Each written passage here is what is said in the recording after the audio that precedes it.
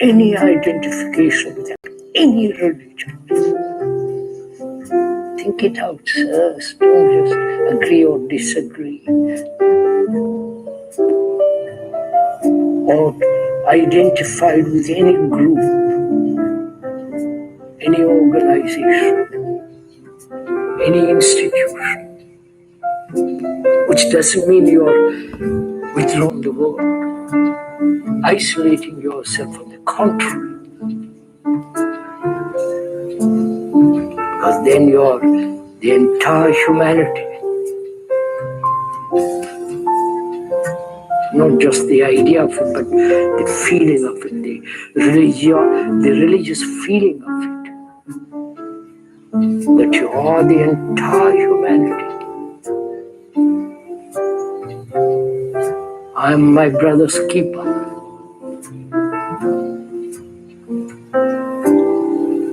Not that means I'm going to interfere with the poor chap, tell him what to do.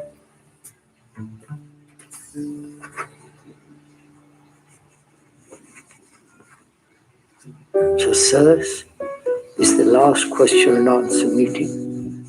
There are several questions left here. I can't go through them now.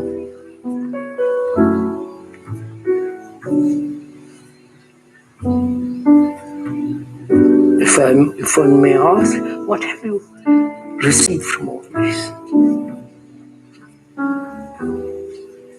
I'm asking this most respectfully and humbly. It's not aggressively put this question. What does one, after listening to some facts and not ideas and theories and opinions and judgments, what has one captured, received, or not have seen for oneself?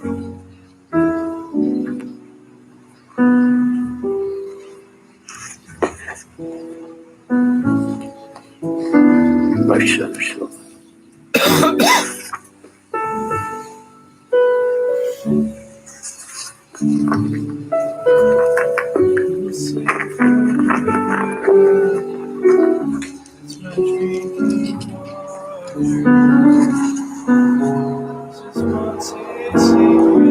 Can we get up?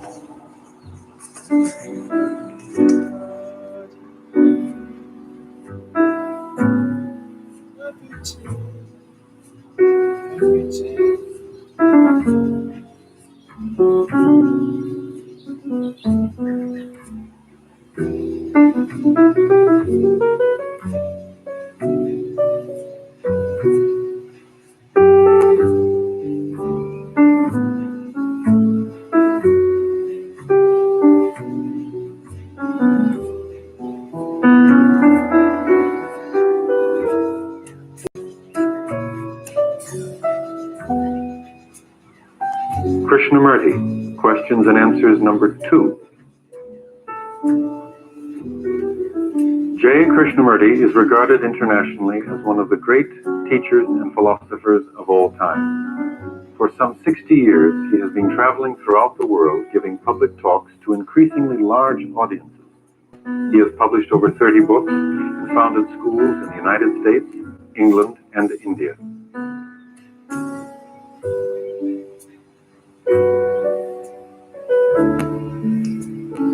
Glancing through the questions,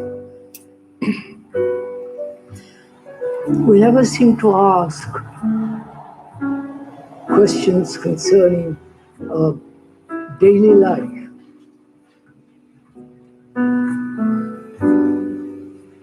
And there will be a lot of theoretical, ideological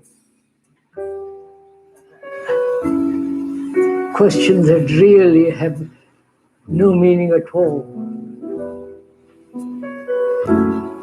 One wonders why one doesn't ask questions about one's own life, depression, anxiety,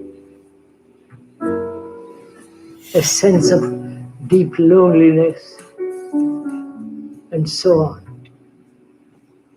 Aren't we really concerned with our daily life, or is it just we live in a make-believe world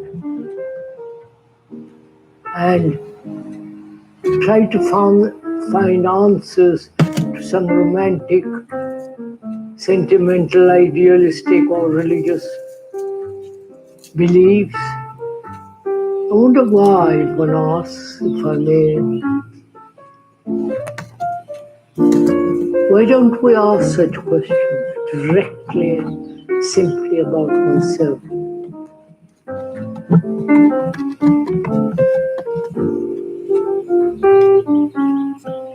We all want to end war, at least some of the people do.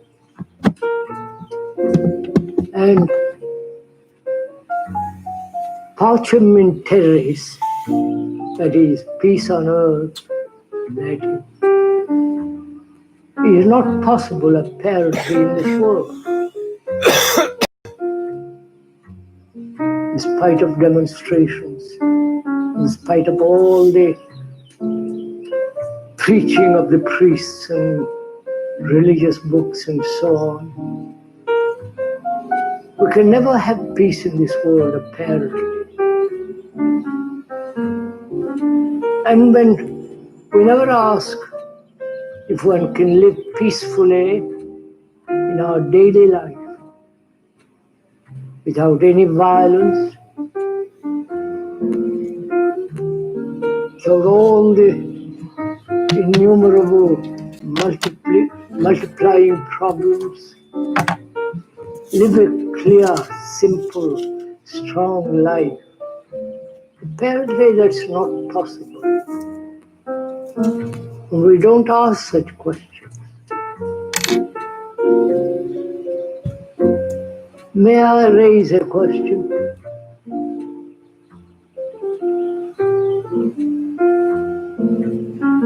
Why do you come?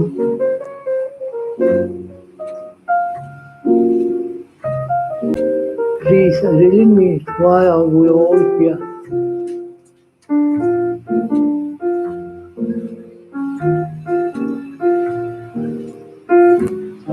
When the speaker is in India and talks to between 5,000 to 8,000 people at every meeting, they come there, most of them understand English, and most of them come to be in the presence of a religious person, at least they could, a religious person. They don't quite understand what the speaker is talking about. I'm sure they don't. But yet they must come to be, it's the tradition, it's the fashion, it is the reputation, the image, and all that nonsense. Don't use strong words. And perhaps you come here out of curiosity, or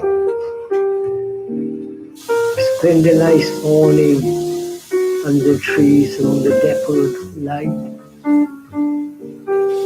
or take a sunbath and listen to the podcast. And so you go on that way. All this doesn't actually deeply, profoundly change us. What makes human beings change? This is really a very serious question.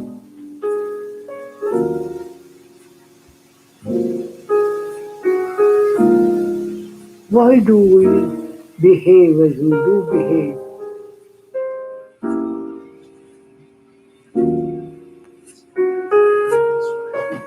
Is it possible that suffering, pain, anxiety,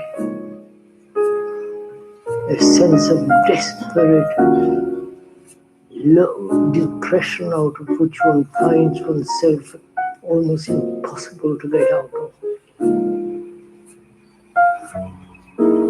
and the terrible ambitions and the competition and all that kind of thing that's going on. Can we change all that? Each one. And you will inevitably ask, does it really matter? If I change, if one changes, will it in any way affect the whole human endeavor and their mischief and their superstitions and violence? And one thinks that's a wrong question to put. That is, you will change only if it affects the rest of the world. And if it doesn't, it doesn't matter very much how one lives.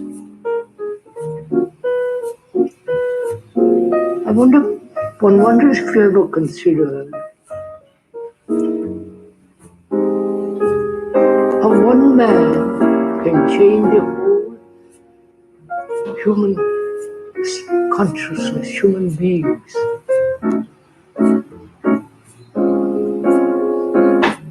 One man. As a bad example of a neurotic and insane person like Hitler, who's done such tremendous harm to the world, he has changed or affected the rest of the world, their consciousness, their behavior.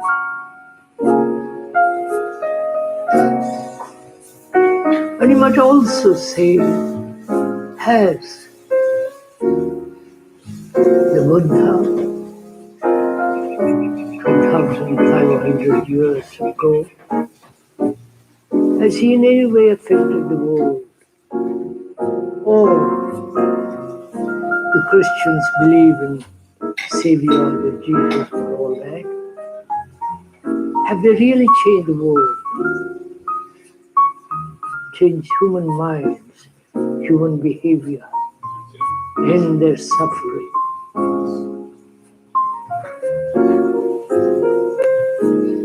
Or have the priests throughout the world prevented this change? Simple question.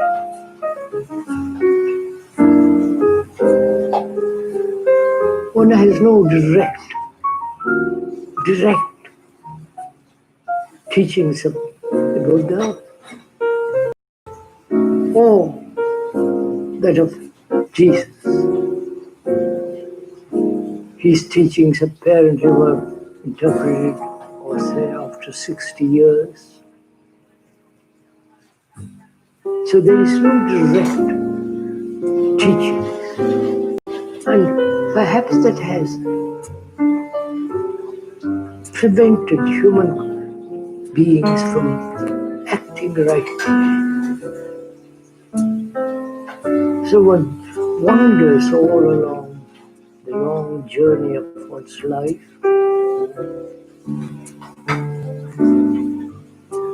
Why profoundly human beings don't change their ways of life?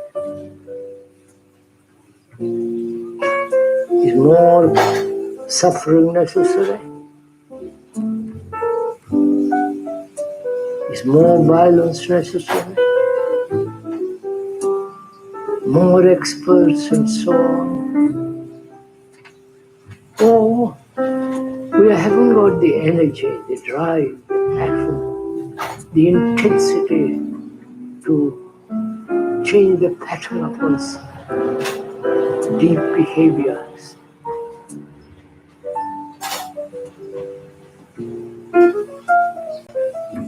Please do ask these questions of yourself.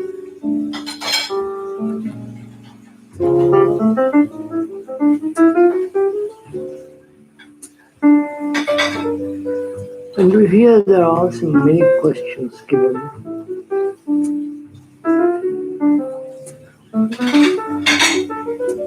Questions imply problems. And problems ought to be solved, not in the resolution of one problem. Dozen other problems arise. The ending of a problem, of any problem,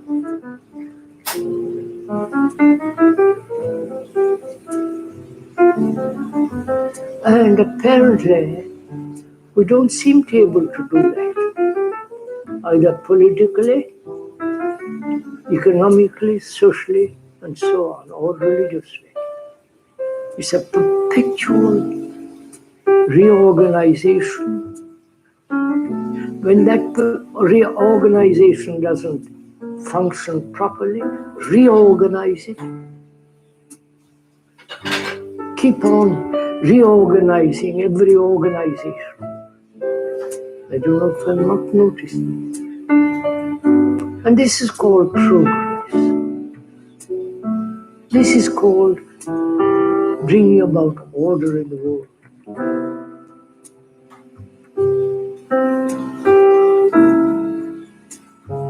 Can one put aside all organizations, spiritual especially, if one can use that word which has been so spoiled,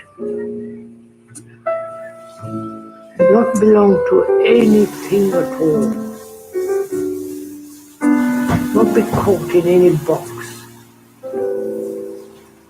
in any system, and walk, look, observe, perceive one's own behavior, change.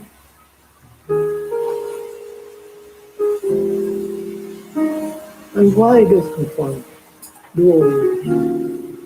Why does one depend on others? Please do ask these questions more seriously if one may request you.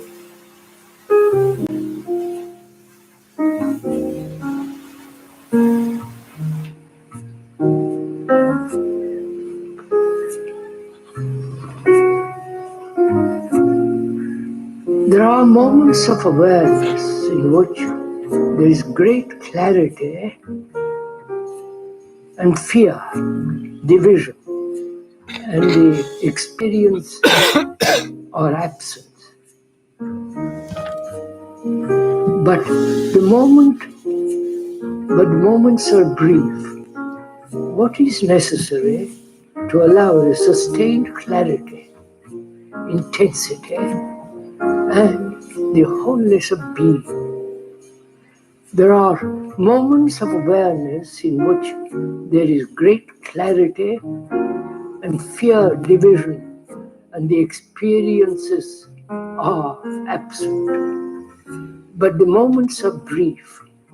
What is necessary to allow a sustained clarity, intensity, and the wholeness of being?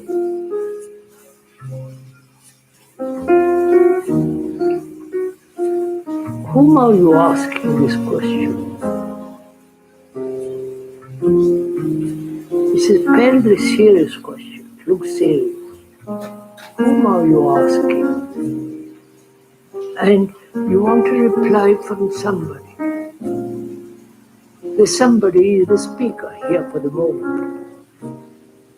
If the speaker doesn't satisfy the answer, you trot off to somebody else. And if that somebody else isn't good enough, you go off to somebody else. You keep this going.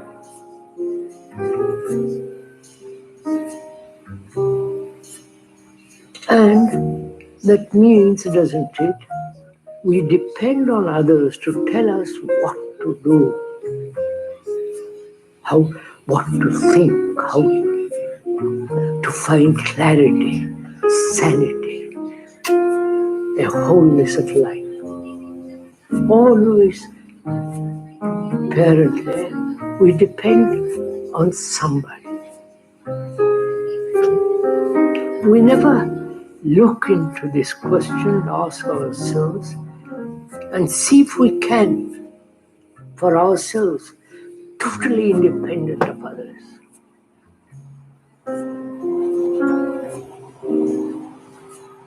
Find out if it is possible to be absolutely unconfused,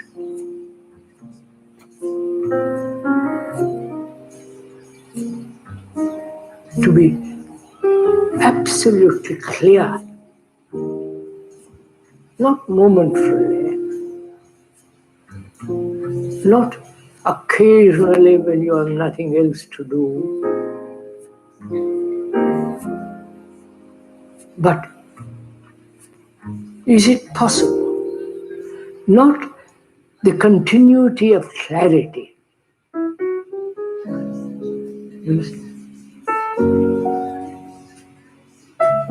Well, suppose one is clear for a moment, and that clarity for a second banishes away fear, experience, and all that. Then that memory of that clarity is not the fact of clarity. Right? I want to proceed. Suppose I walk in the woods, not here, too strong, the sound. Suppose one is walking among the woods and listen to the birds and listen to what it is,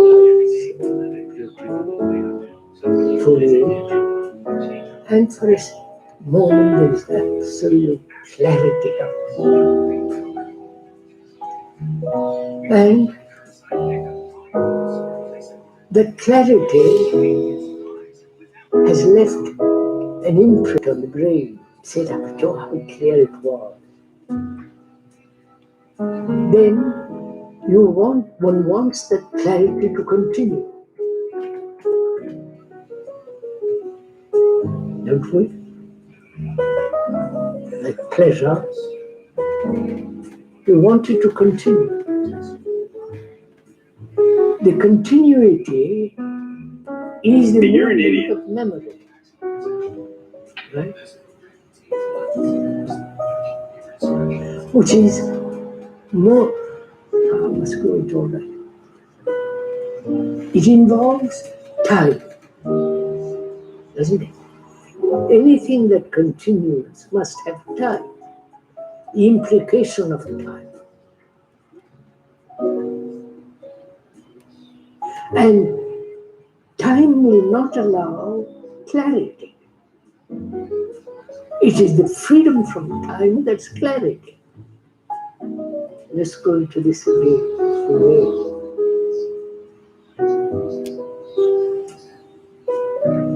Say, for example, one wants security psychologically. And one, for a few seconds or few days, one has this feeling of absolutely being safe, protected, solidly secure.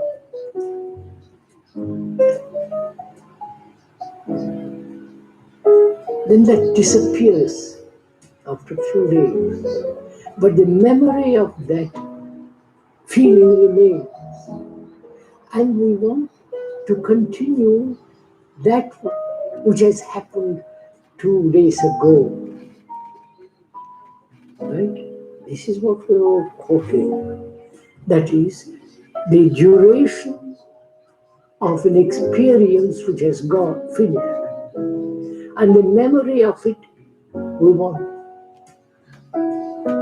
The memory wants a continuity of that thing which has happened. Right? So, if we could look at this question, time, by the watch, by the sunset and sunrise, time as day and night, time of year, and so on. That is, there is time. And thought is also time. Good to follow this. Time is a movement of thought from the past to the present and the future, which is a movement of time. This movement has its own continuity. Are we together following this? And the brain, which has evolved through time, says continuity is essential. Because for it to continue, it is essential. Physically, biologically, it is necessary. But psychologically, it wants also to continue. So, the brain becomes confused when there is no continuity. And follow this. Right? Are we together somewhat in this?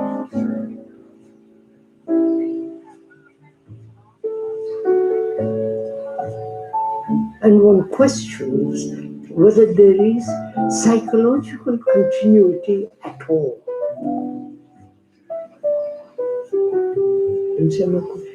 We are questioning, they are not stating.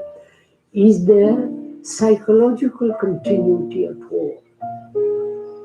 That is, the moments of clarity which banishes, puts aside all fear, all problems and all the travail of life,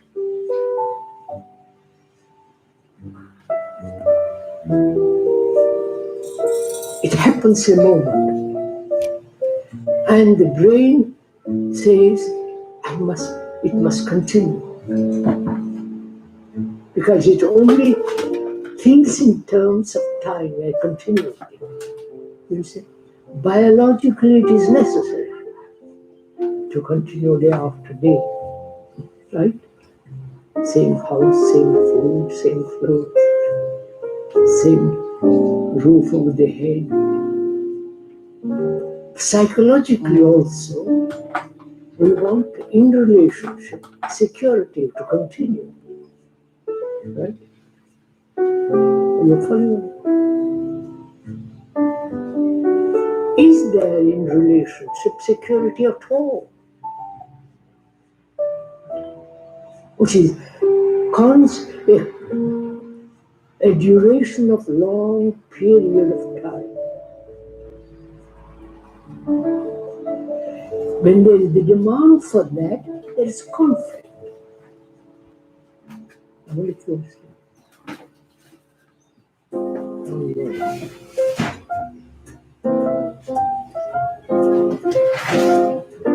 Relationship, as it's very important, it's a tremendously important thing in life, relationship. One cannot possibly exist in this world without relationship. Whether you are a monk, a sannyasi, a wanderer, you are always related to the past or to a person or to a concept of the future. It isn't just merely physical relationship. As a relationship is very seriously important in life, there are moments in which relationship has great depth, silence, and a sense of tremendous well-being.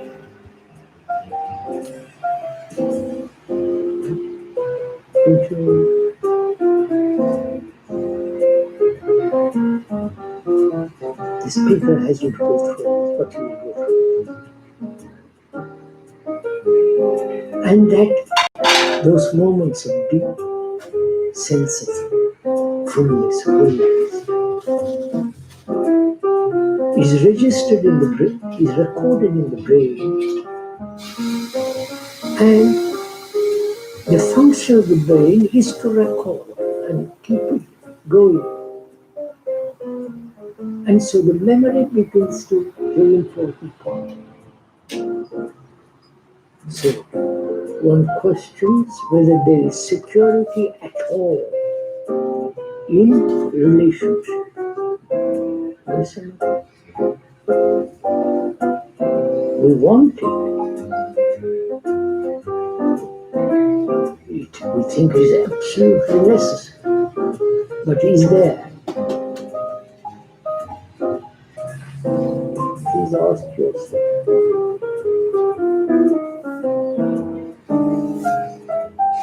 Security means permanence. And is there anything in life permanent?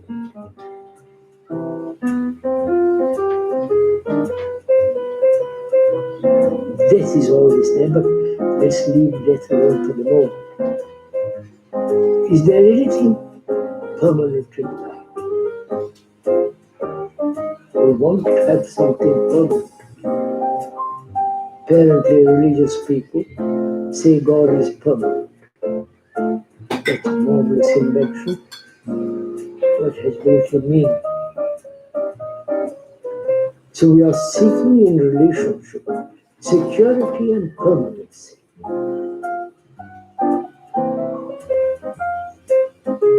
That very concept, and please listen to this for a minute, that very concept of demanding security and permanency is translated as attachment.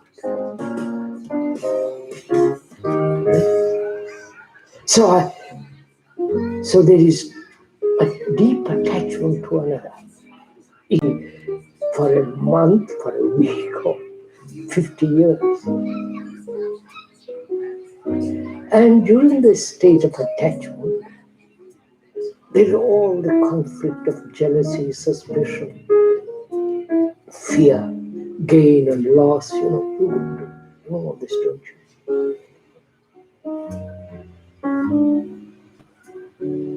So the demand in relationship to have a sense of permanent continuity in which there is security leads to attachment and all the complexity of attachment. If one sees that, perceives the fact that, perceiving it as you perceive the tree, and you don't, unless you're blind, you don't go against it, not yourself. So if you see this fact that the demand for in relationship, permanency and security, which inevitably leads to a great deal of conflict and attachment, fear and so on, then that very perception burns away the feeling, the demand for security.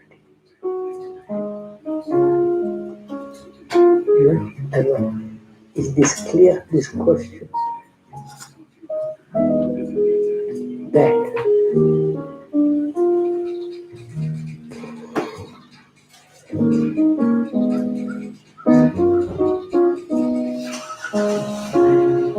the moment when we think in terms of time, a sense of continuity, then intensity,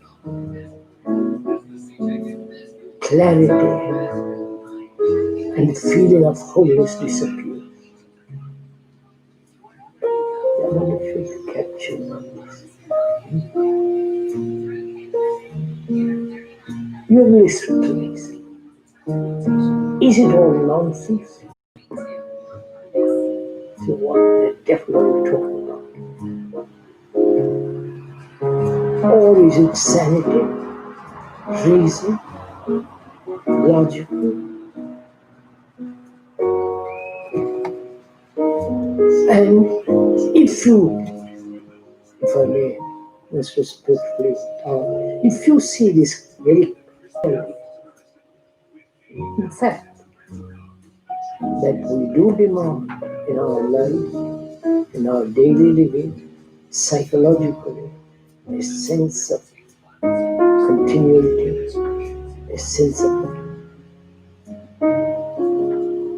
security, it must inevitably bring conflict. And do we see this, perceive this fact?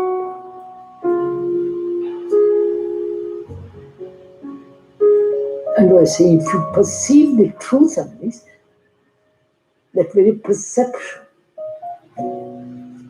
burns away the demand for security and progress. Therefore, then what is our relationship with each other? You understand? You understand my question? Suppose the speaker or you have not this sense of security and permanency. That doesn't mean anything. Suppose. Then what is relationship? You understand?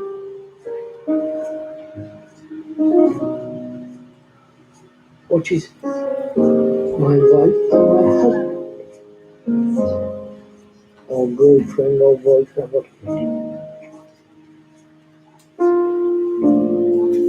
You please answer. Take it out. Let's work it out. What is one's relationship with another intimate or otherwise? Is there just not a gap? Or when there is no permanency, demand for permanency and security, with all its complexity, is it possible a new awakening, a new sense of what is love?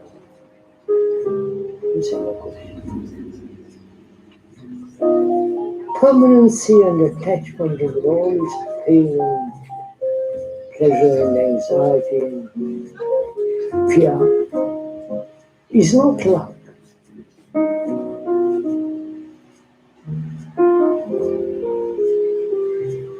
And if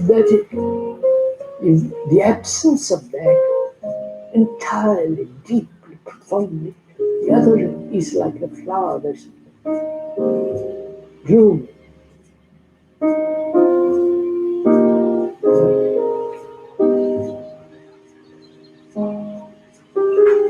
Is this possible? Is this possible when you hear all this? Is it possible in your daily life? Love is not thought, desire, sensation. That is totally a different quality.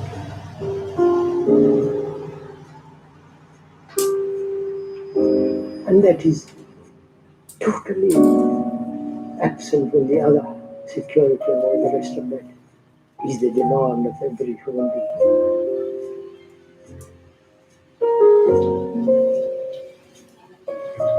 What is judgment?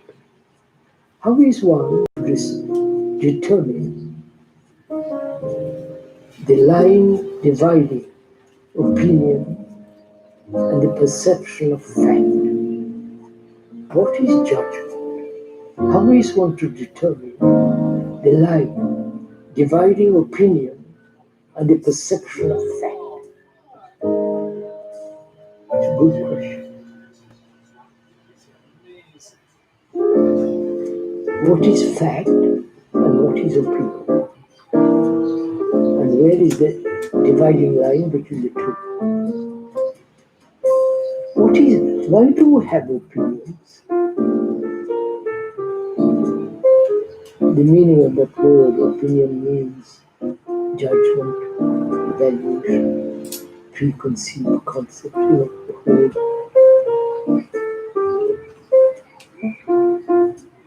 assertive, dogmatic opinions that each one has. Why do we carry so many opinions? Please inquire into this.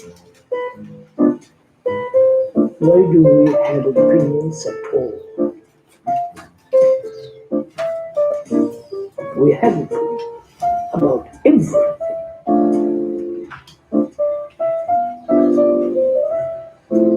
And apparently they're so strong. And we think that is freedom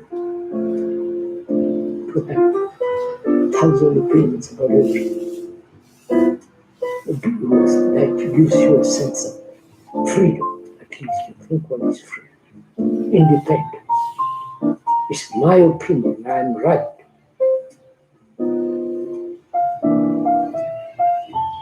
So we have thousand opinions. And what are facts? What is fact?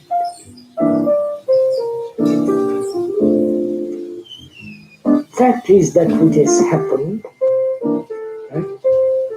That which has happened. An incident or an accident is a fact which has happened, which took place yesterday. And fact is also what is happening now. Right? What is happening now, you and I are sitting here having a conversation, a dialogue about the right and so on. That's a fact. What is not a fact is what may happen tomorrow. Right? What may happen when you leave this place and go to something like that. So, fact is that which has happened, that which is happening. And fact is not what will happen. That's clear. What will happen is decided what is happening now. Right? The future is in the present. Right? The future is what you are now, is the future, right? Modified, but basically what you are now. So the future is in the present.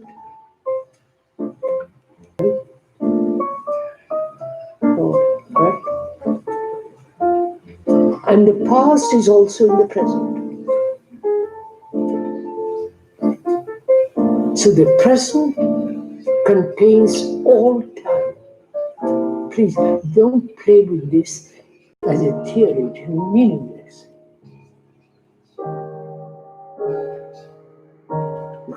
It becomes a slogan to repeat that. A cliche. And loses meaning. But if you see that the past has a continuity in the present, and the future is the past modified the present, right? The past that is modified to the present. So the present, the now, contains all time, right? And if you don't change now, you will be exactly the same tomorrow, slightly modified. So the future is in the present. This is really quite important to understand, because what is action? I must have got that's too. So, why do human beings cling to opinions and not facts? You can conclude from a fact an opinion. Right? A fact can be made into an opinion, but the opinion is not the fact. I may have an accident in a car, and you come around and see it and have umpteen opinions about it. But the fact is that I have an accident. So why do we have opinions at all about government, about religion, about this, about that, about literature, about poems? Why? Is it kind of game?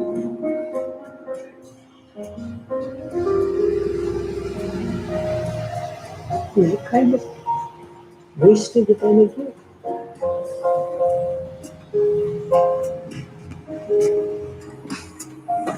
Is it another form of chattering, which is all waste of time, waste of energy? Whereas if you stick to facts, which is what has happened, what is happening, that's only facts. I'm looking at the tree, that's a fact. Why do I have to have an opinion about that? If I'm a lumber merchant, and that's a valuable tree, that's cut it down, that's a different matter. But to have constant opinions about everything seems to want such a stupid waste of energy and time, and, so useless. And judgment. The question is, what is judgment?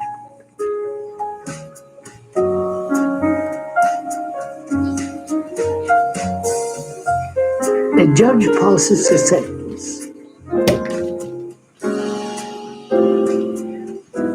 on some criminal, some innocent man.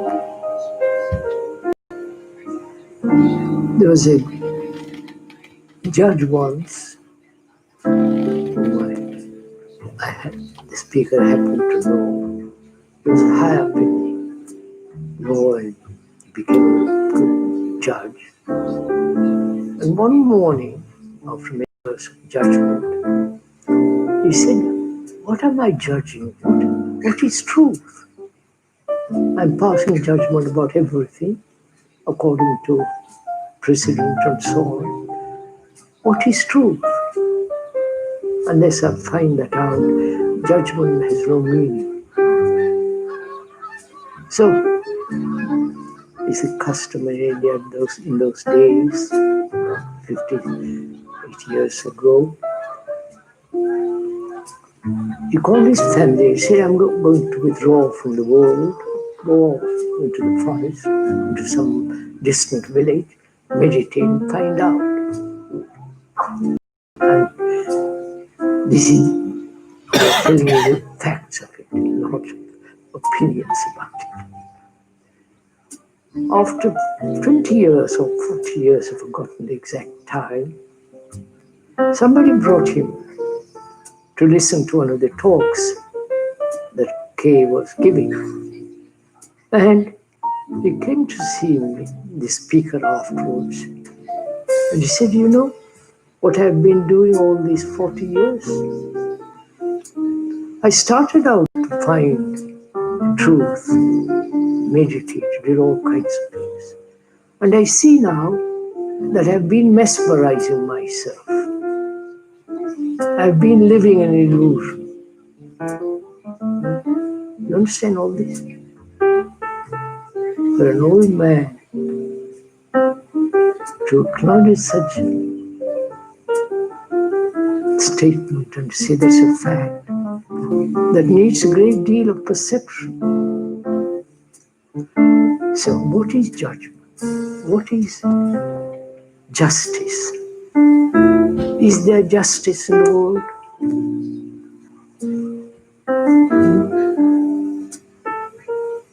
Please ask this question of yourself. Is there justice in the world? You're born in a good family, money, education, prosperity, success. And the other lives in a small ghetto, no future except poverty, constant struggle. Right? Where is justice in that? The Indians have a very good explanation, the Hindus, which is karma. You see? No, please, that word karma means to act. Not all these things given to it. To act rightly at the now. Because what is, if you act rightly now, the future is right.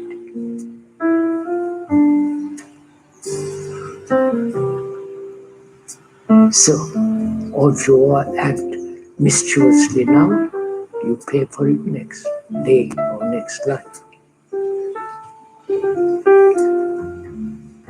Now, is there justice in the world? A crook can employ a clever lawyer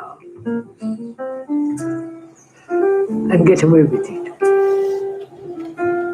This is happening every day. You are clever, I am not. You are beautiful, I am not. You are extraordinarily alive, I am not. This is facts. So where is there justice? There's so-called legal justice, which is totally different from actual justice.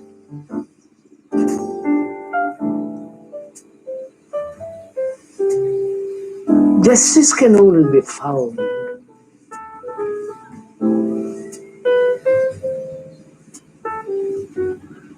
where there's freedom and compassion. Without that freedom and compassion, which in its movement is intelligent, there is justice.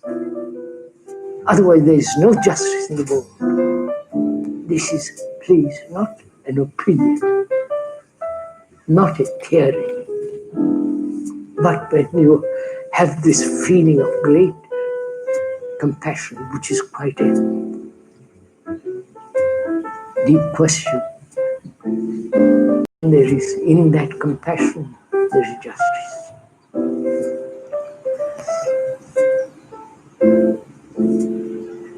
There are many people who have considerable difficulty with the fact of homosexuality. Teachers for centuries have avoided this inquiry.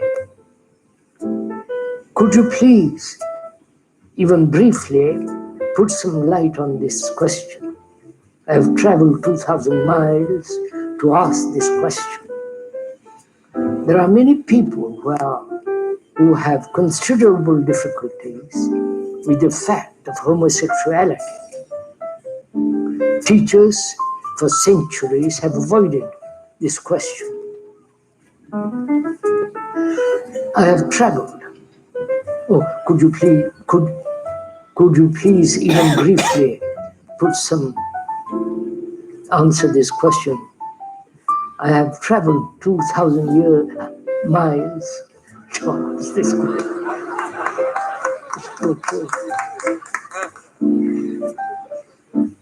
Sorry, quite right.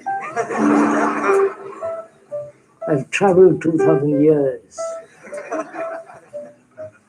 This has been a question for thousands and thousands and thousands of years. It isn't something new. How would you? We are not taking sides in this matter. We don't condemn it or approve it or disapprove it. These are facts. But as heterosexuality is a fact. Homosexuality exists in the world, in different parts of the world, very common. Other parts of the world is practically unknown.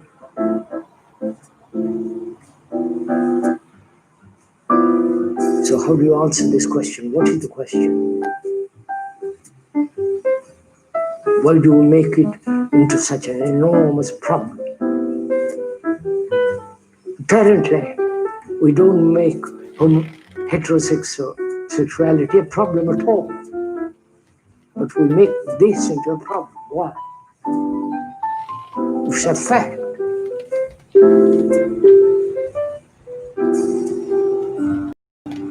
So should we inquire into this question, into heterosexuality and homosexuality different? Not condemn one or the other, or approve one and deny the other, but inquire why sexuality both become such colossally important. Right?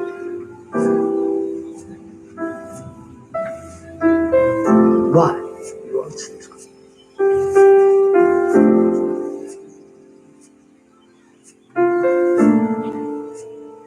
Television, magazines, every bestseller has this element in it, in detail. Every day. Following, I don't have to tell you. Every day this emphasized. Sexuality, I'm not talking about homo or heterosexuality, general sexuality. Why have human beings given such great importance to this?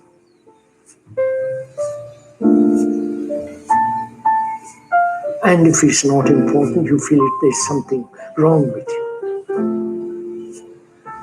That you're neurotic, that you have to fulfill, that you're, dozens and dozens of explanations by the psychologists, by the experts, by the sexualists.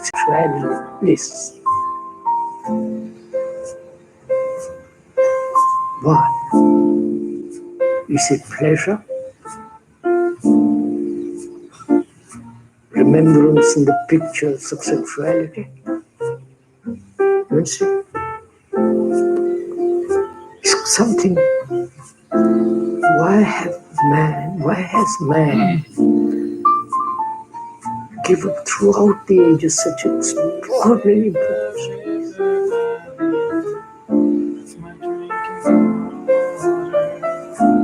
If you are deprived of it, you feel something terrible has happened. And you can voluntarily say, I won't have any, I'll become a celibate and join a monastery or not join a monastery or remain a celibate with all the problems of celibacy, right?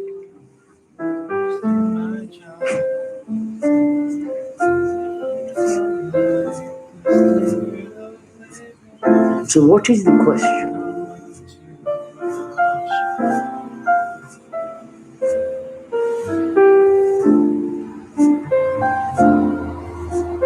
Why have this thing has been given such a place in life? Part of life, right? Part of walking, seeing, running, laughing, tears, It's part of life. But why this one thing has taken importance and is being encouraged very carefully, right? By the entertainment industry.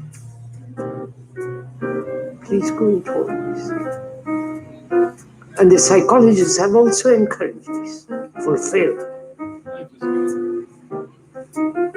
When some mothers feel something wrong with her daughter or son who doesn't have a boy or girl from me after the age of 12, 13. This is all what is happening in the world, especially in this country.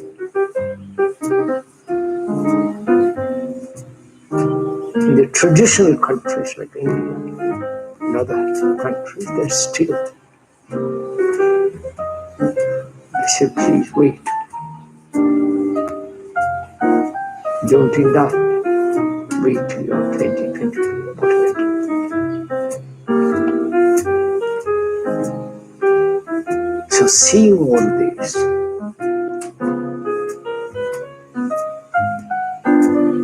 what does one learn from all this? Learn, not moral, not morality, not celibacy, and so on. But what does one learn from all this? It's not working. One holds another thing over another. She holds sex over him. He holds money over her. Religions throughout the world, the ancient, So you become users of one another. So the institution of marriage does not work. the Buddhists, the modern Christianity, always said be a sinner. If you want to follow God, be a sinner. Why?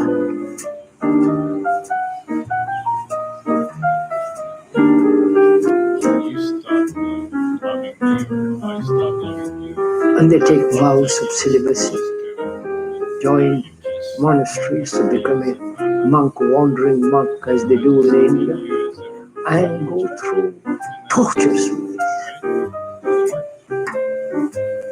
Right? They've taken a vow.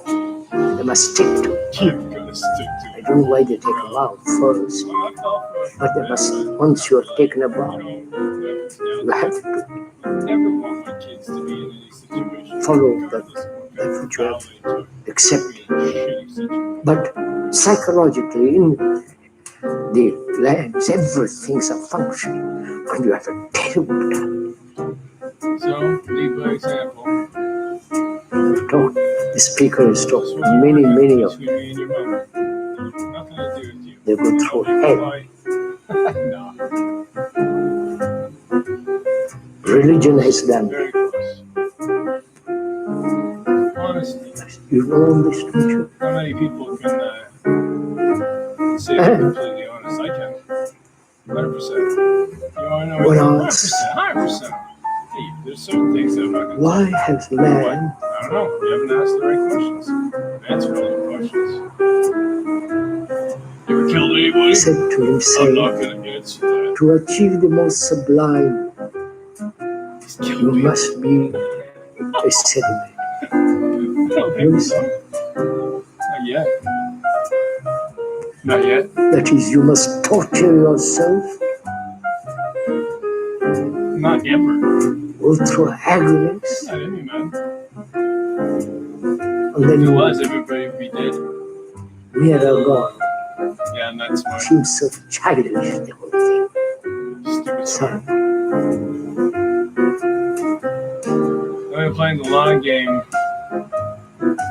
And Many sannyasis in India, monks. the only thing that works is compassion. I won't go to the Compassion, details of it. kindness, unconditional Yeah. love. They have tortured themselves in every You way. know, if you don't know what that is, turn off the TV, turn off your fucking Because headphones. popular opinion is Spend some that time by yourself. to reach God, to reach the highest, you must live a life of absolute abstinence. You're missing one key ingredient. Which means they don't, human beings have never understood what is austerity. They'll just laugh at me.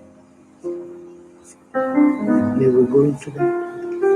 You're not bored with all this? You want to continue with this conversation? I don't mind if you're bored.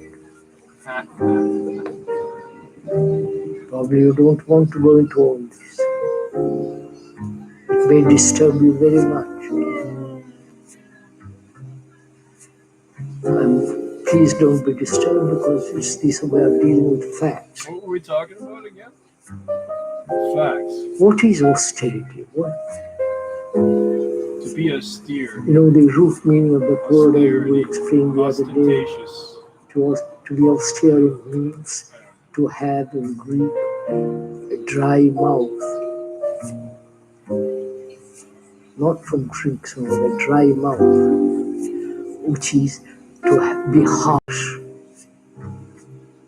to be sharp, to be dry. And so gradually the human being has this idea that he must be austere and has made himself into ashes. You understand? When you are forcing yourself day after day, month after month, year after year, driving yourself, you end up nothing as dry human being. And if you indulge also. So, can one live a life without conflict? You understand? Is that possible? I think it is. Neither extremes can one, which imply conflict. The sensory demands and the suppression of sensory demands. Can one live without a single battle, effort, struggle between it? You understand it? I get you.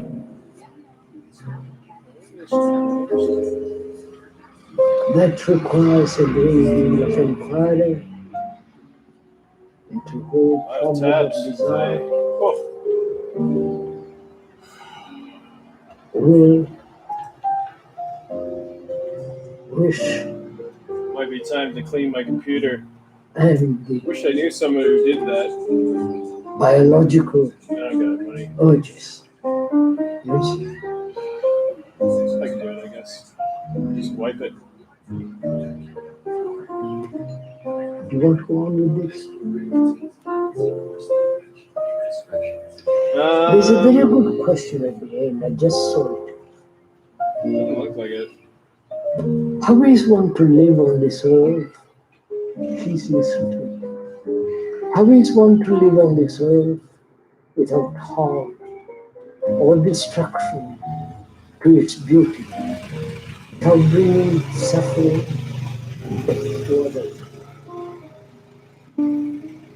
How is one to live on this earth without harm or destruction to its beauty, to the beauty of the earth, without bringing suffering and death to others? But we must finish our question which we were talking previously.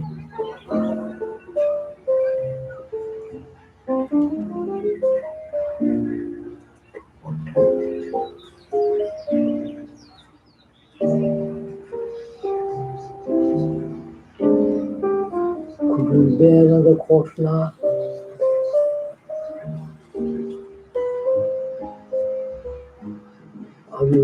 working the same as the speaker is working, or you just listen. Your brain is active, working, inquiring, inductive, intends to find out the way of living something totally different.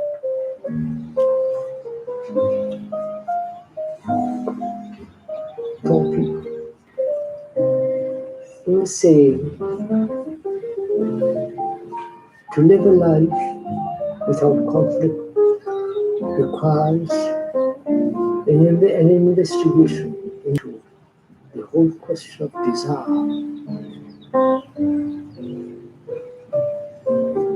which is a very, very complex problem.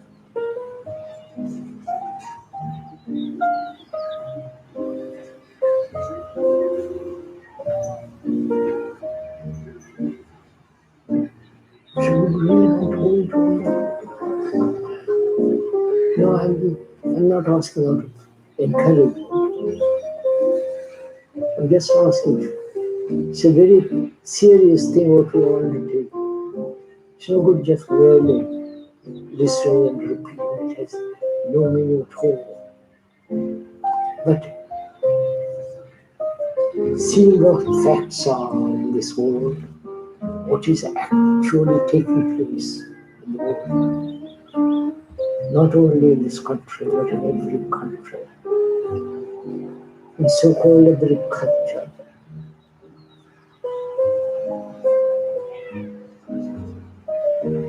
And conflict in man is increasing more and more and more, not less and less. Man means woman and man, so please don't get excited about it. Why don't I talk about women?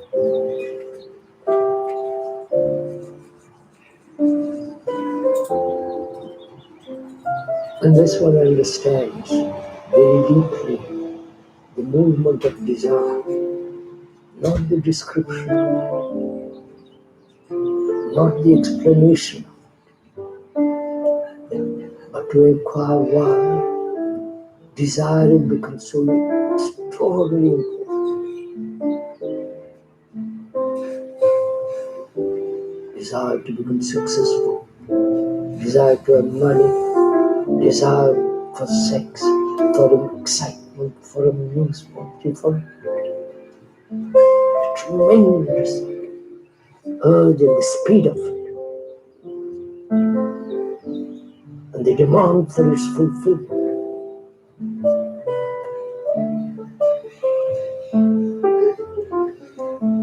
Again, religions have said you must suppress desire, which means another battle, another conflict, another torture. No religion has played havoc with human beings. And they're still doing it. Not only in the Christian world, but in the Islamic world. Look what they're doing in Iran and Iraq.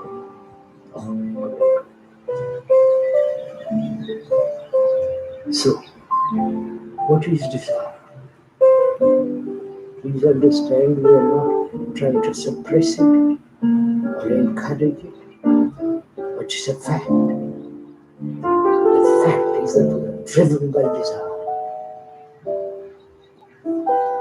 Unthwarted is pain. Right? Sense of not being able to fulfill.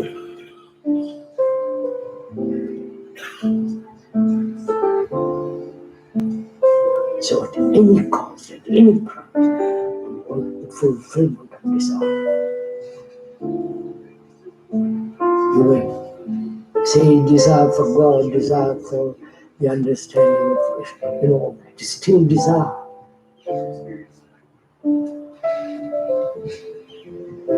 Gosh, what's going to all this?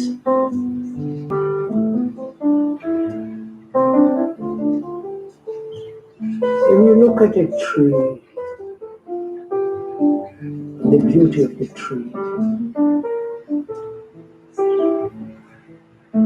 the light upon the leaf, and there are mountains beyond it, the valleys, the shades in the dappled light, and see that enormous beauty of the world.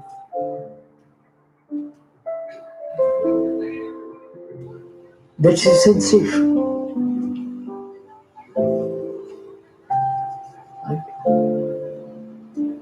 I'm not going to the question, is beauty sensation? I'm not going into that. That's another problem. No, not problem, that's quite another thing. Very interesting. The word is beauty sensation. When you see all that, the earth and its beauty, it's a sensation. Seeing with your eyes, and seeing, the very seeing arouses the sensation. Seeing a beautiful woman or a man arouses various kinds of sensations.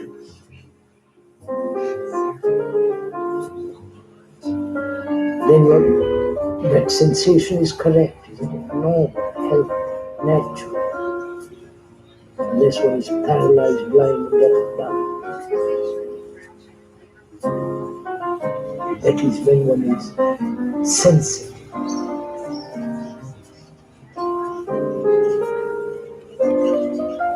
One is acutely aware of all this. And you see this perception of all this. Then what takes place? You're looking at those hills. The seeing of those hills arouses certain sensations. Then what's the next step to that? Inquire, look at it. Doesn't then thought come in and say, what beautiful thing that is. Right? Thought then creates an image out of that sensation.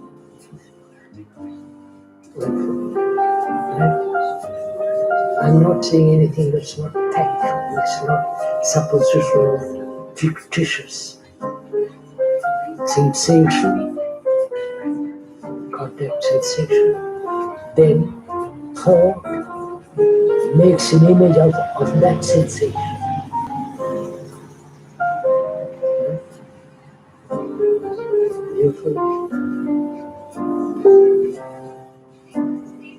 When thought makes an image out of that sensation, then desire is born. Sensation is not desire. Sensation is sensation. But when thought comes and says it's I'm interested in this. Nice shirt. Nice shirt. Woman, she's nice dress. Goes inside, touches it, feels it, puts it on. Then thoughts is like, it's a nice shirt. Then desire is, you say, this is a fact. It's not something theoretical, it's a fact. Now the question is,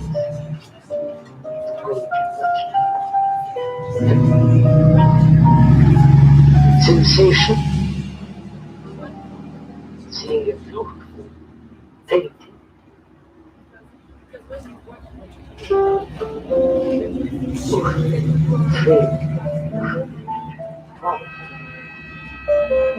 That's a sensation. In the thought says, I'm trained.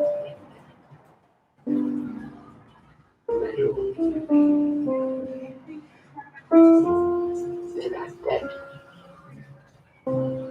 When the thought assumes the authority over sensation, desire is born. And the question is, can sensation and thought be kept apart?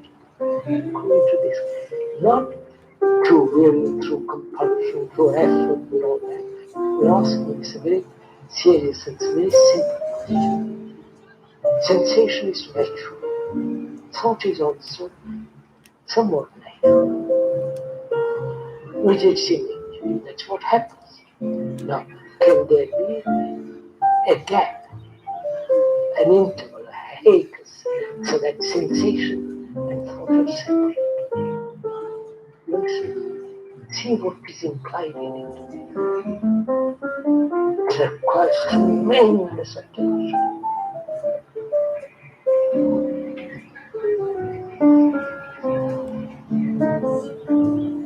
Great watchfulness. Seeing sensation. I've seen some speakers and seen some most beautiful things in the world.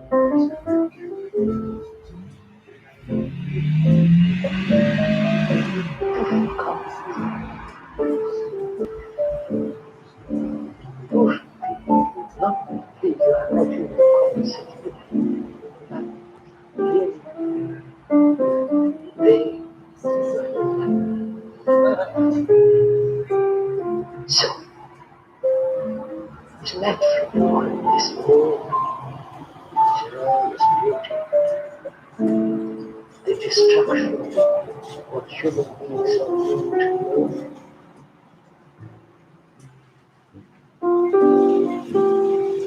And see one of some of the most beautiful gardens in the world, houses, palaces, and so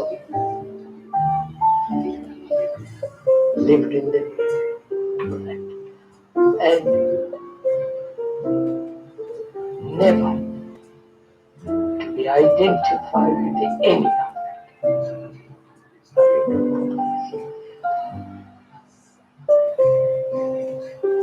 Never asked, I wish I had it. That requires great perception, watchfulness, and clarity.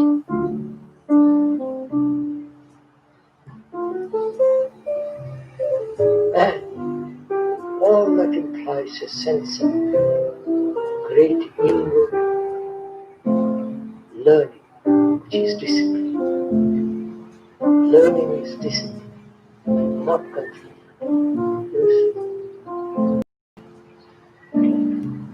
Last question, how is one to live on this earth without harm or destruction to its beauty, without bringing suffering and death to others?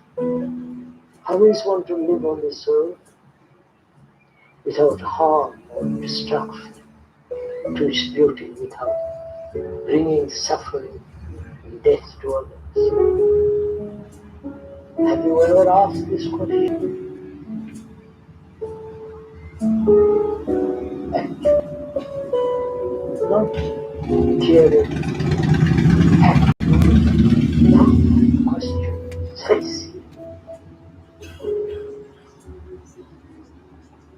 Don't run away, not explain is necessary, no, but look at it, confront it. Have you ever asked such a question? Not all of us make a demonstration against some competitions who wants to destroy national park or this or that. To ask such a question, it means you're burning with it. It's something tremendously real. never just a fanciful question, passing time of day. To live on this earth with its extraordinary beauty and not to destroy it and to end sorrow and not kill another human being, not kill a living human thing. There are those people in India, a certain sect.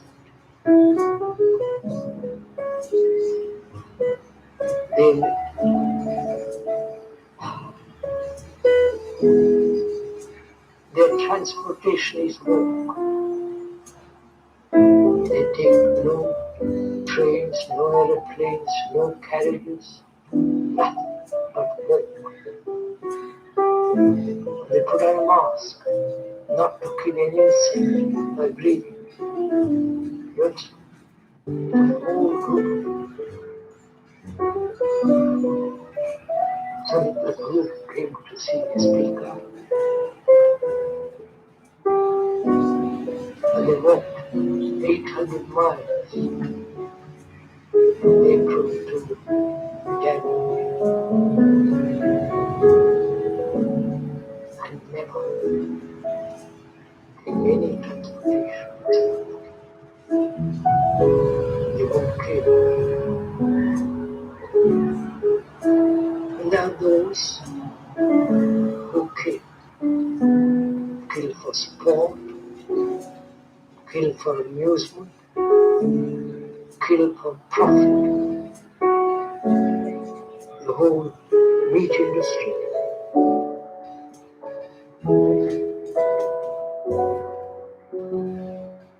Destroy the earth to dump poisonous gas in all that was happening in this country. Pollute the air, waters, and pollute each other. This is what we are doing to the earth and to ourselves. And the question asks, can we live on this earth with its great beauty, not bring suffering to others or death?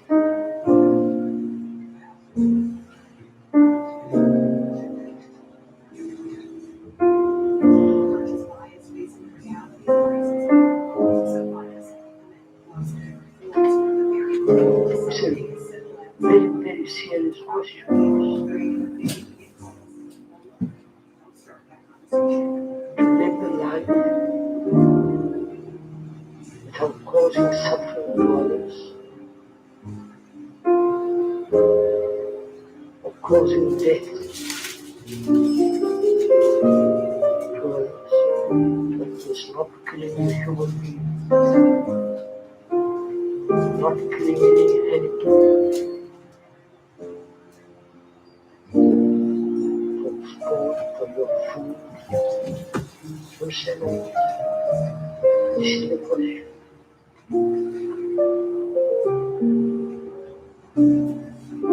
There are certain class of people in India at a certain time. They're very ignorant. They think killing is wrong.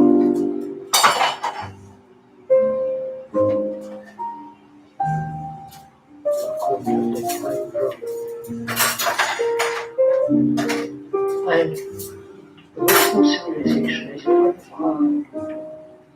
Whether killing is right, whether killing any living thing is justified.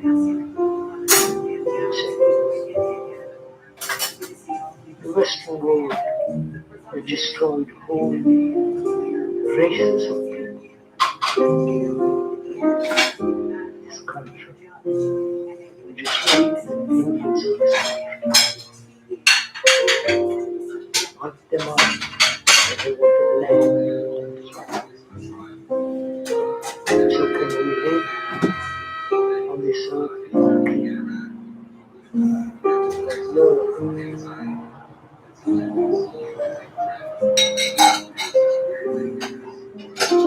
Economics is what value is to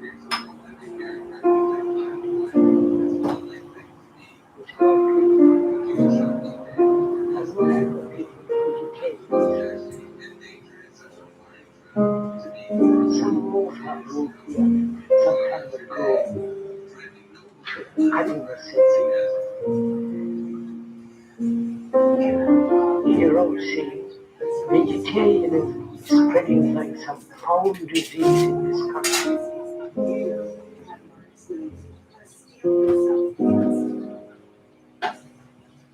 Even if you kill a cabbage,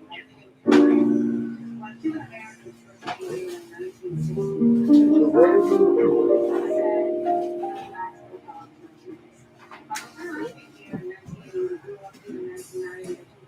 To make a problem of it.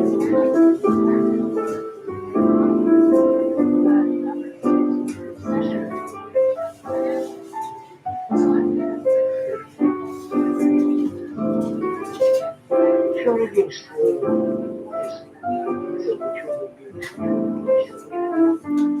against the killing other human beings. What is the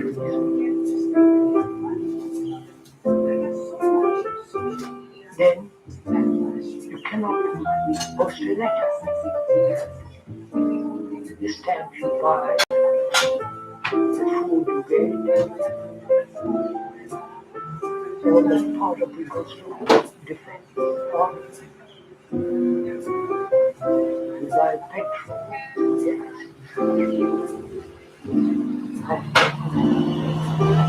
your taxes, so what do you do? If you don't pay taxes, you're fined or sent to jail. If you don't buy standard contract letters, you can't travel. You follow all this?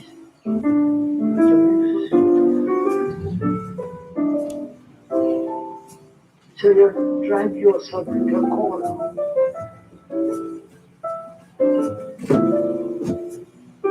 And being in a corner seems rather futile.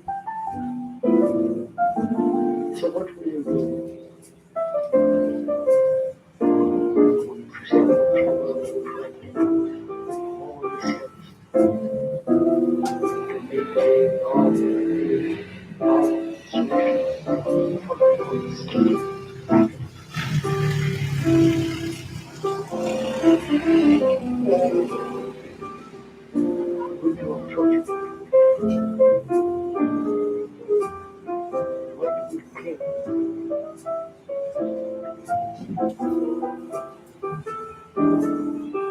religion, especially Christianity, is killed.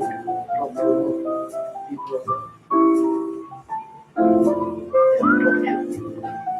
All the heretics.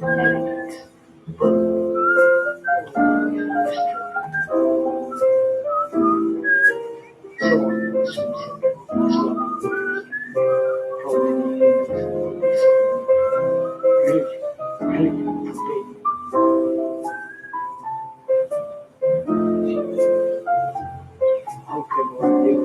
Did you see where I put that thing? The thing that I left on the thing over there?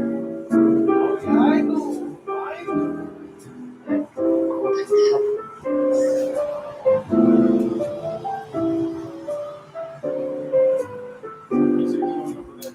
To go into this question, it's a very, very serious question.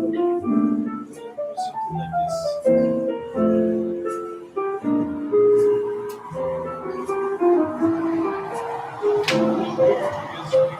The quality of the answer this question.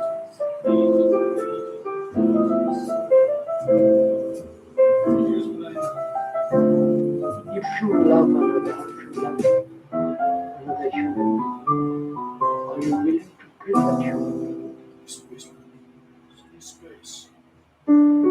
Space. Not really? Yeah.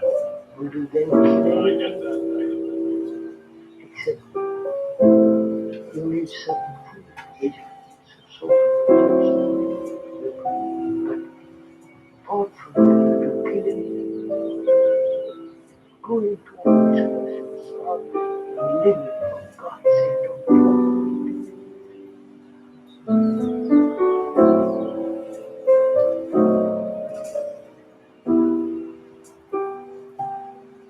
What is dividing the world is ideals, the ideology of one group against another group.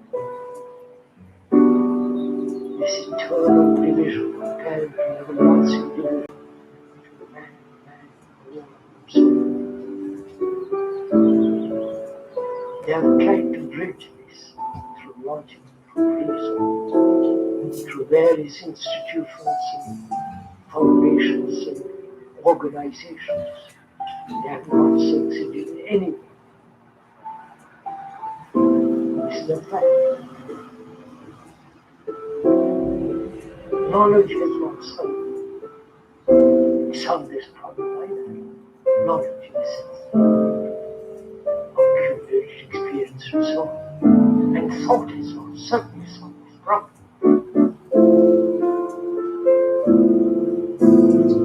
So there's only one issue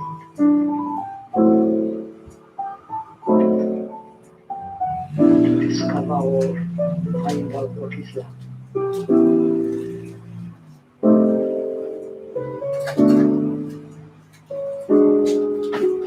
Love is not desire, it's not possession, self-pleasure, egocentric activity. Only person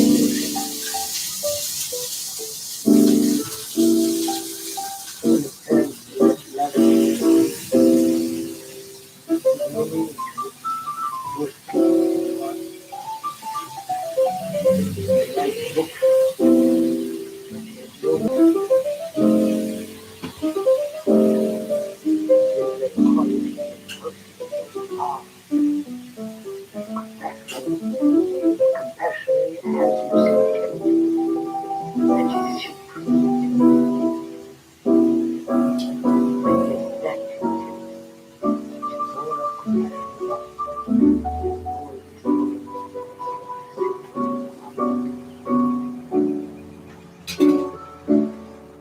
never pursue the edge.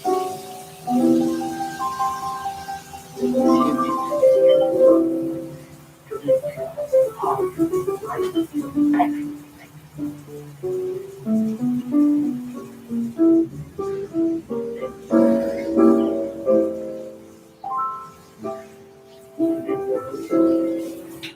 There is great sense of beauty in itself.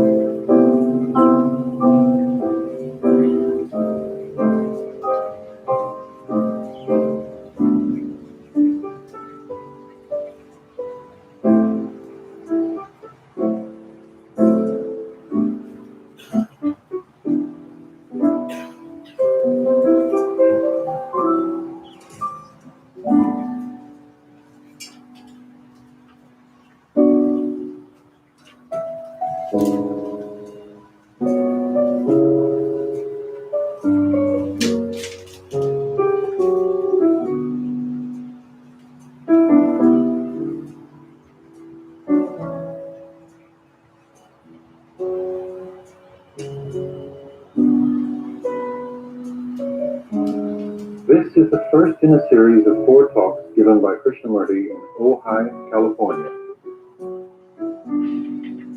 J. Krishnamurti is regarded internationally as one of the great teachers and philosophers of all time.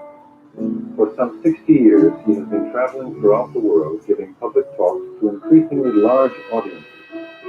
He has published over 30 books and founded schools in the United States, England, and India.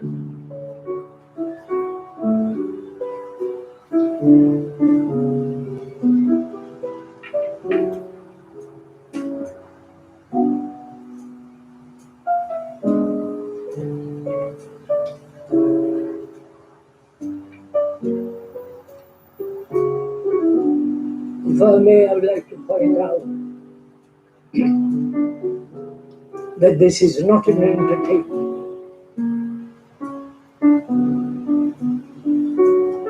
This is a serious gathering, as we're going to explore together the various issues of life. Also, this is not a lecture as it is generally understood. A lecture is to inform, to instruct, and to persuade you to think in a particular way, or be so knowledgeable and be thoroughly informed. So this is not a lecture, nor is it a propaganda to propagate certain ideas, beliefs, or some romantic or reasonable conclusion. But rather, we are going to think over together the many complex problems of our daily life. And in no way is the speaker trying to convince you of anything, nor to persuade you to accept some romantic, exotic, or some philosophical concepts and ideals. This must be made perfectly clear that we are not encouraging or stimulating or trying to in any way to direct, but rather together you and the speaker go into the very many issues, problems that we have. It's not merely that you are listening to the speaker, but though you are listening to him, you're also watching, considering your own reactions, your own conclusions, your own experiences. And we are going to question, doubt, have great deal of skepticism without cynicism. But most people are very gullible. We are being made gullible by experts. Whether they be experts along philosophical lines, or psychological, or scientific, or biological, and so on. We never seem to question ourselves or the authorities, the people who know for certain, especially those people who come from the Asiatic countries with their peculiar beliefs and religious dogmas and superstitions. So please, from the very beginning of these talks and questions and answers, we are going to question everything. We're going to have a great deal of skepticism, including what the speaker is saying.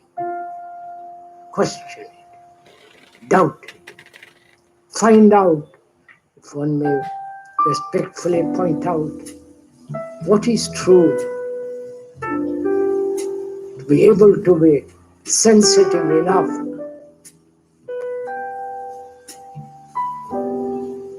so that one captures not only the verbal meaning, but also what lies behind the words, the content of the words. Not only the etymological meaning of the words, but also the quality, the beauty, the strength of the word. Because most of us are caught in a network of words. Our whole thinking process is a verbalization, making pictures and images. And we are caught in all that. So we never actually be free from words and ready to go beyond the word or the explanation. If we could, this morning and the following days, very, very clear on these matters.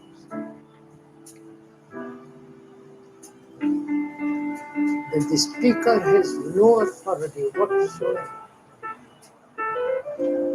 He is not a professional, not an expert of any kind. But the speaker is rather frightened to be an expert about something.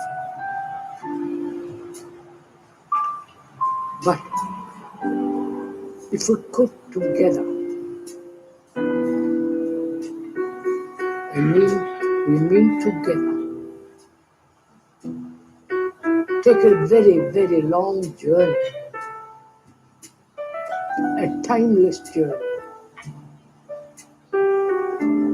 into the very complex structure of human psyche, of what we are, why we are behaving the way we do, why we have all these crowding thoughts, one after the other, ceaseless chattering. If we could together, amicably, as friends go, take a long walk into an area that superficially we have scratched, superficially we have had innumerable descriptions, explanations by the professionals, the psychologists, psychiatrists, the biologists, the archaeologists, and so on. But we could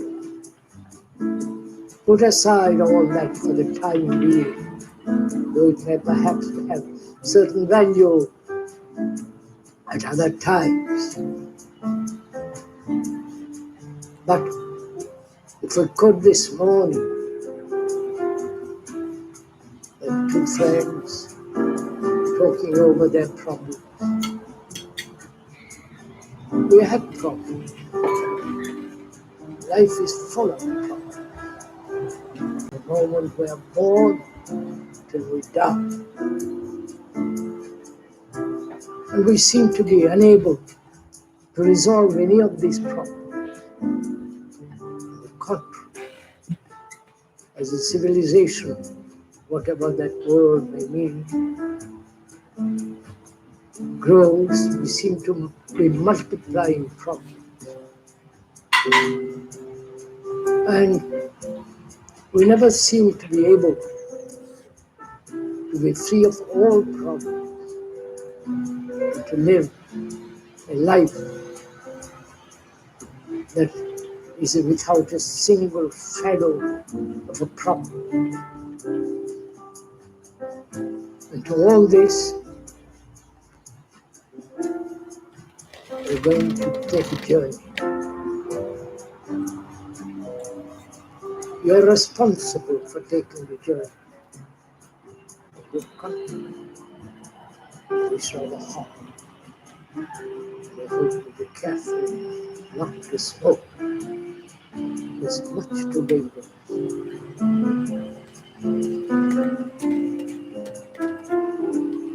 It's your responsibility as a human being to find out why, after 50,000 years or more, we are what we are. During the long period of evolution, from the most primitive brain to the highly sophisticated brain that we have. Why, during all this period of vast experience, knowledge, incidents, so-called evolution, while we are still what we are, primitive, psychological, hating, violent, superstitious,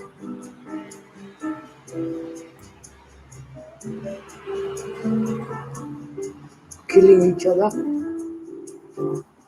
accepting one authority after another. We do not know if you have noticed in this country.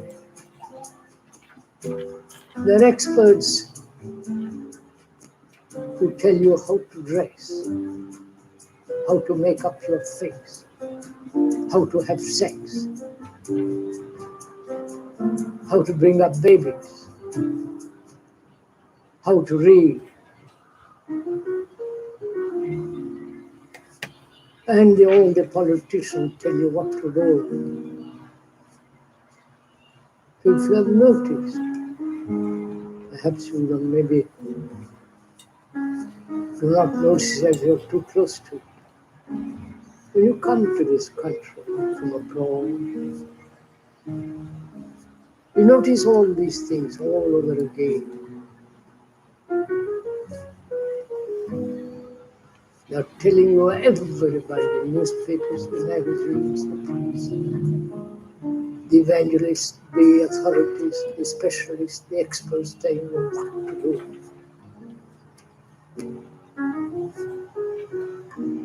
And this is supposed to be a free country, supposed to be free people who are capable of thinking things out for themselves,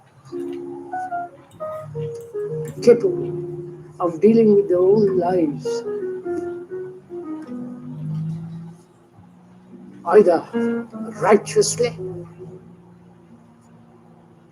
or unrighteously. One wonders why a young nation like this, so caught up in the travail of experts. So we are losing our own inward stability, clarity, and a sense of behavior. I don't know if you have noticed all this.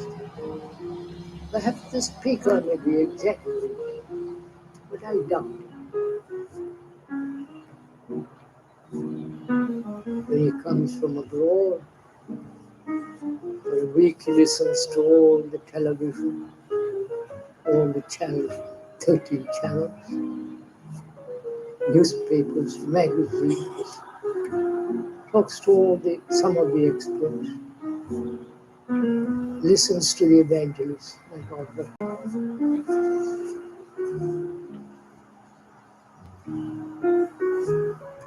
And apparently, this country is bent on fun and success, money, and a way of having pleasure superficially. You must have noticed all this too. So this is the country that's becoming dominant throughout the world. From Asia, from India and Europe, you all want to go to America, to the States. Not only to have more money, to have the capacity of invention, and so on. So, please, one may repeat it over again, we are not experts, we are not professional, we are no way instructive or telling you what to do, but rather with great simplicity, with great affection, let us walk together.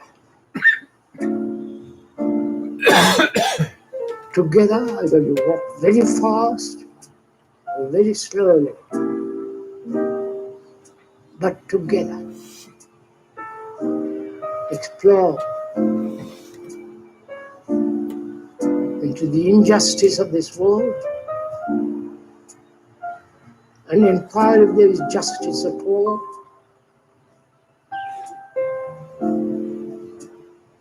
Why human beings hurt each other, kill each other? Why belief, faith, ideals are dividing people throughout the world?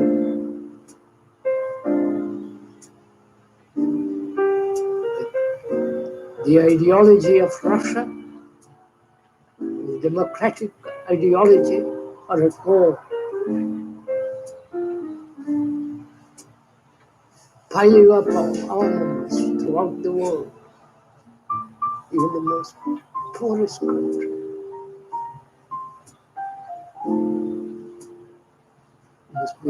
Surely you are aware of all.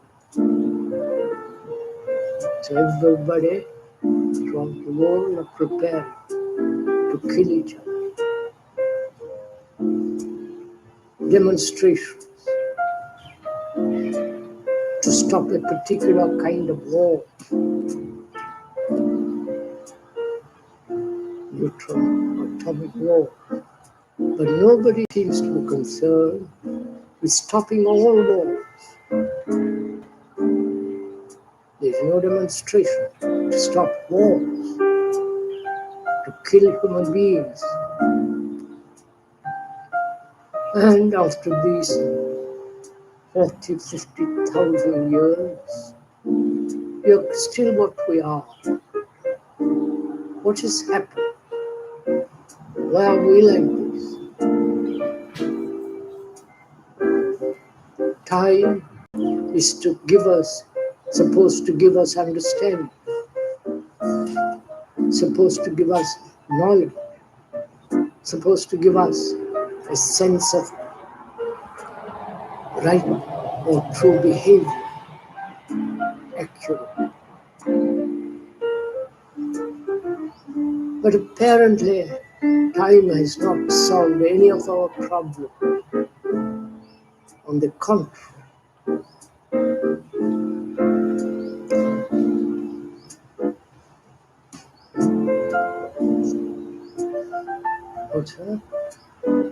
it's all right that light is there purposely.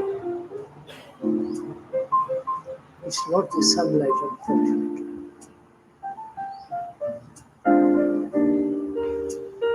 So one asks, as one must, talking over together as two friends, say, why have we become like this? It's not only in this country. It's right throughout the world. From the most primitive village in Africa to the most highly civilized, so-called civilized people. What has happened? Some may be thoroughly satisfied what we are, especially if you are rich, powerful, have status and position, then you don't question these things. But if one is thoroughly dissatisfied, not in revolt, dissatisfied, I hope one sees the difference between dissatisfaction and revolt. If you're dissatisfied, which comes from observing things as they are actually,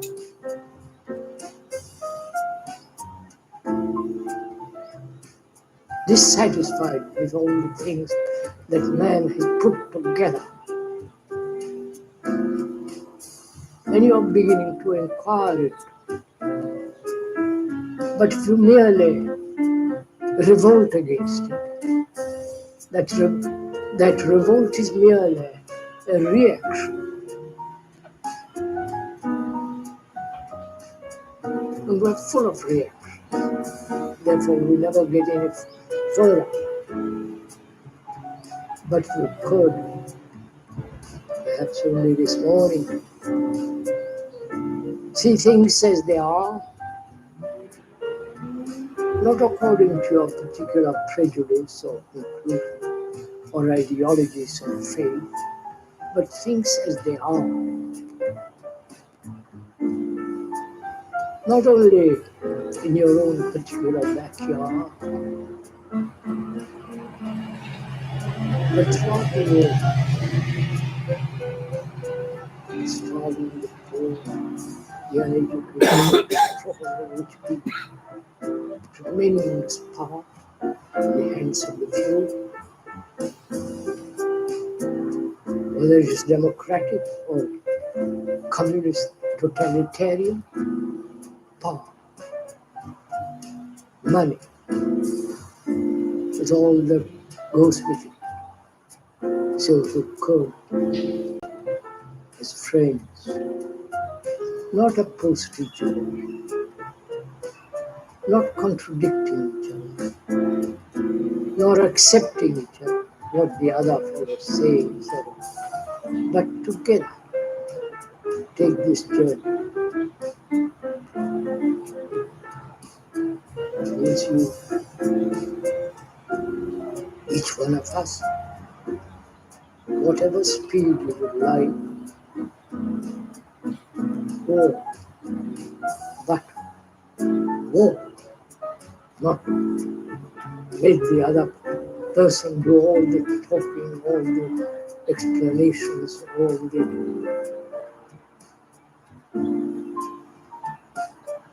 reasons and descriptions together. Look at it, observe it. To observe, one of the most difficult things to do. To observe without any direction, without any motive, without any word, just to observe that tree, for example, without being caught in the word tree and all the implications of that word. If we so were able to observe ourselves and the world in which we live, without any prejudice, without any conclusion, from any point of view, whether yours or mine or somebody else's. Just to look at it first. We see there's a great deal of misery, a great deal of poverty. There are affluent societies like this country, where there's poverty.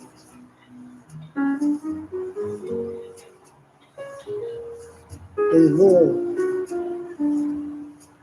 nation against nation, tribe against tribe, ideologies against ideologies, the Catholic, the Protestant, the Hindu, the Buddhist, the Muslim, and so on. 2,000 years of propaganda of the Christians, and 15 or 1600 years of propaganda of the Muslims, 2,000 or 3,000 years or more of the Hindus and the Buddhists. We are slaves to this propaganda called religion, called nations, and so on.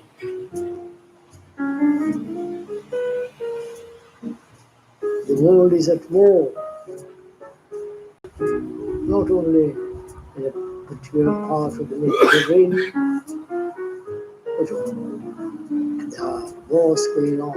I believe 40 wars are going on in total, perhaps it's in state. So let's observe how this competition, each one out for himself, in the name of God, in the name of psychology, in the name of science. Each one is out for himself, for his success, for his fame, for his reputation, for his power, and so on.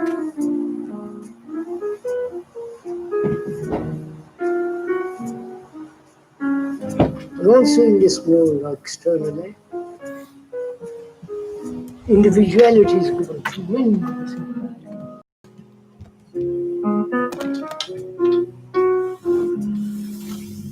Each one thinks he's the entire world, to do exactly what he wants, to fulfill, to succeed, to compete, and all the rest of it.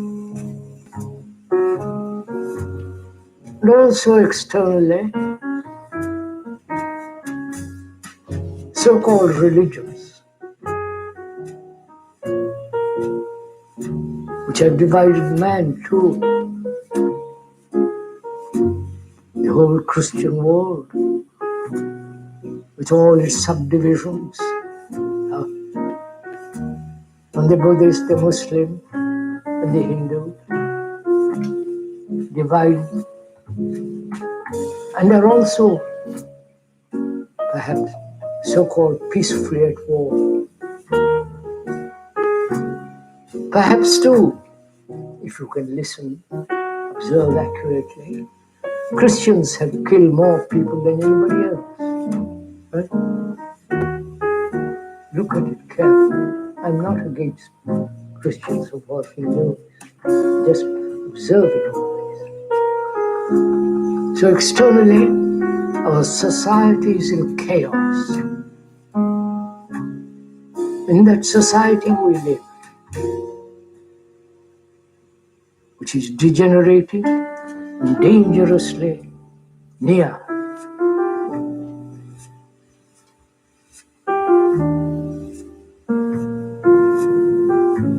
And so this is the external world in which we live.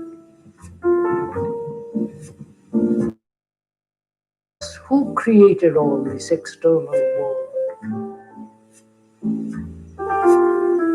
The society in which we live. Surely no divine hand has molded the society. Society is put together by each one of us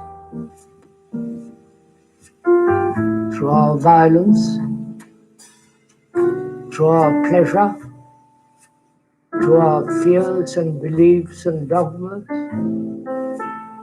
through our search for security in the family, the community, in the nation. We have created this society, each one of us. And there is no question about that. We have made the society in which we live. And there are the reformers, like the communists, who wish to alter the structure of the society externally. The socialists, the totalitarians, and also democratic people who, through legislation and all the rest of it, want to alter the organization of society. When that organization fails, they invent another organization. You must know all this. So organizations, by reorganizing, is called progress. I do not know if you have noticed all that. Politically, religiously, and socially. It happens in the universities, colleges, in professional areas. But we never question deeply, seriously, why we live in this society which we have made, which we have structured, put together. And this is the result of 40, 50,000 years of evolution. Either it's altogether hopeless, man will everlastingly live this way, because for 40,000 years he's lived this way.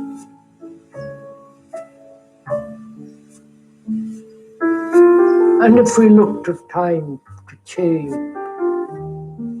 fundamentally the structure of the psyche, the inwardness of our ways, if we rely on time, another 40,000 years, we'll still be the same.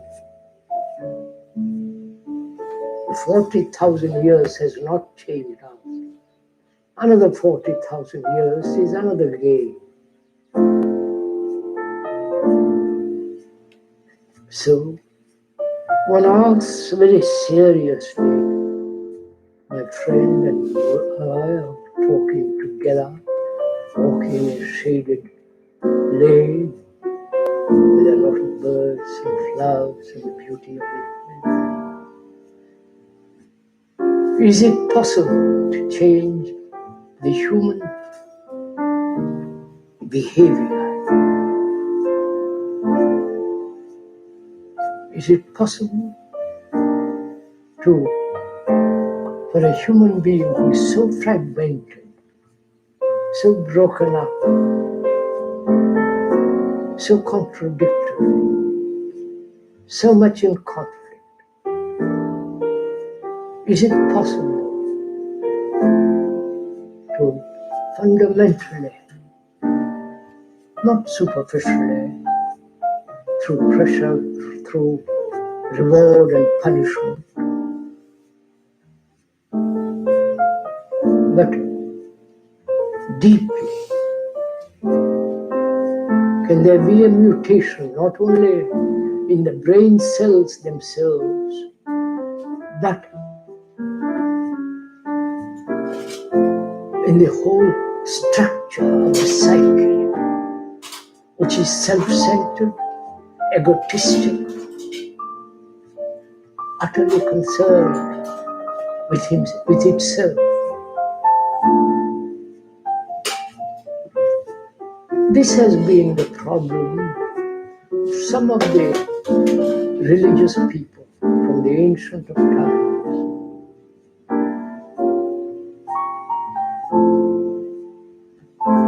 And those very, very, very few have perhaps broken the chain of self-centeredness with all its limited selfish activity. And the vast majority of people carry on. So we're asking my friend and I together, is it possible for us to change?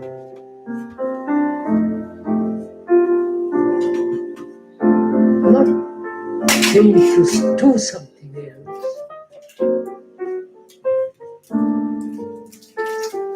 That's only a becoming. When you change what you are to what you should be, that's a form of becoming. Right? So that's no change at all. I wonder if you understand this. If I'm greedy or schizophrenic or utterly committed to some kind of amusement and fun and entertainment, to change from that particular form of entertainment to another form of entertainment is still entertainment. But change implies an ending, not a continuity. Right? No? Are we together in it? You're the friend walking with the speaker.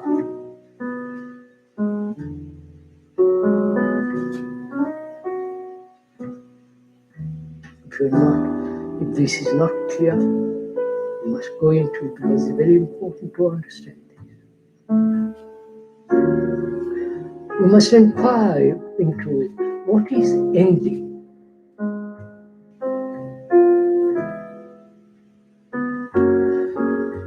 Take, for example, the word austerity. Austere. The etymological meaning of that word is to have a dry tongue.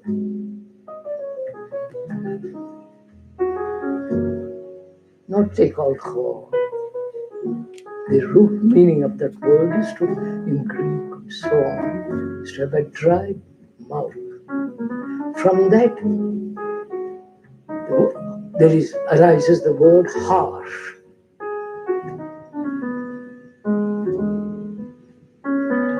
Dry.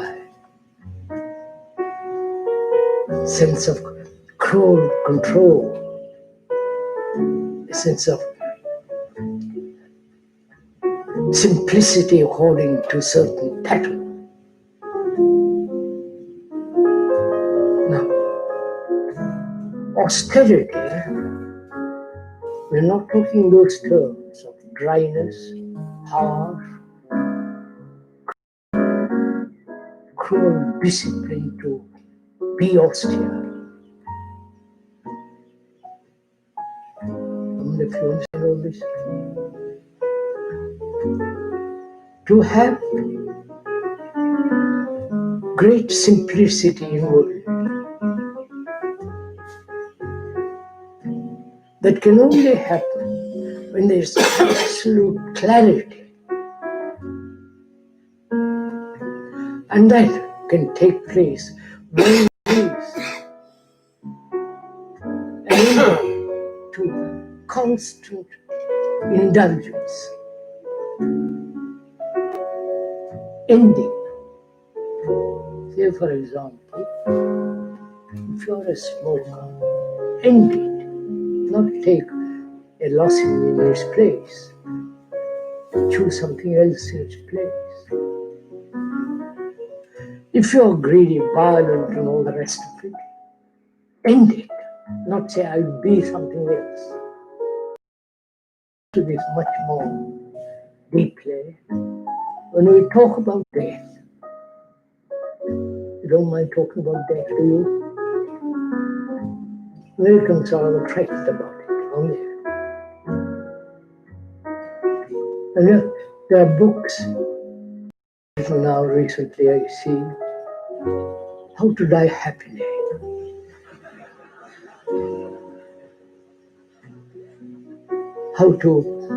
They're helping the people who are dying to die easily.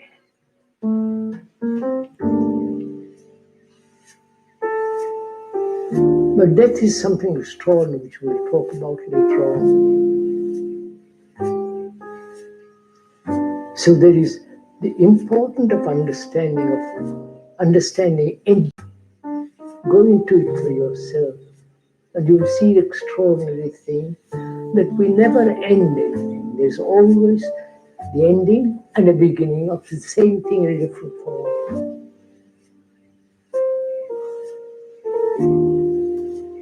But with the word, we took the word austere, which is really extraordinary, inward austerity. Great sense of simplicity.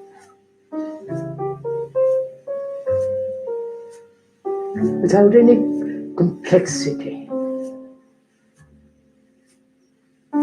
But we won't go into that now because that requires a great deal of understanding. Because we have the picture of great many saints and so-called religious people who are very, very austere, at least they pretend. And there is no austerity without love.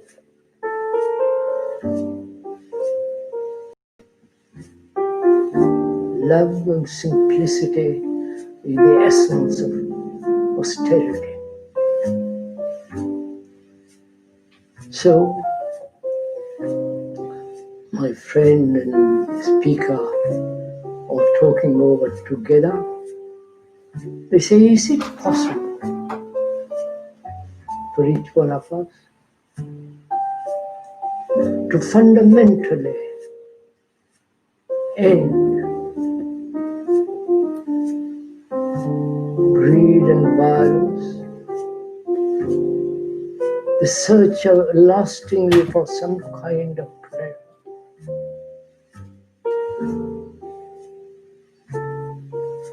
and fear, and so on. So we'll go into it now. From childhood,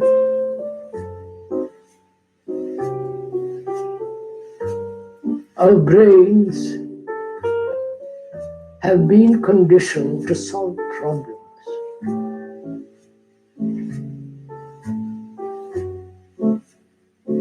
A child goes to the school, here's a problem to how to read and write.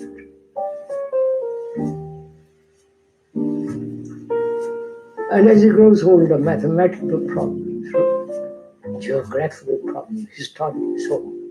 So our brain, actually, this is a fact, it's not my speaker's imagination, if you have observed yourself. Our brains are conditioned to solve problems. The brain is conditioned. So throughout life, we are trying to solve problems. Did you notice this? So, to solve a problem, the brain must be free to solve it. But if it is full of problems itself, it cannot solve problems. That's a logically sane observation. You can see it in politics, how it is, what is happening.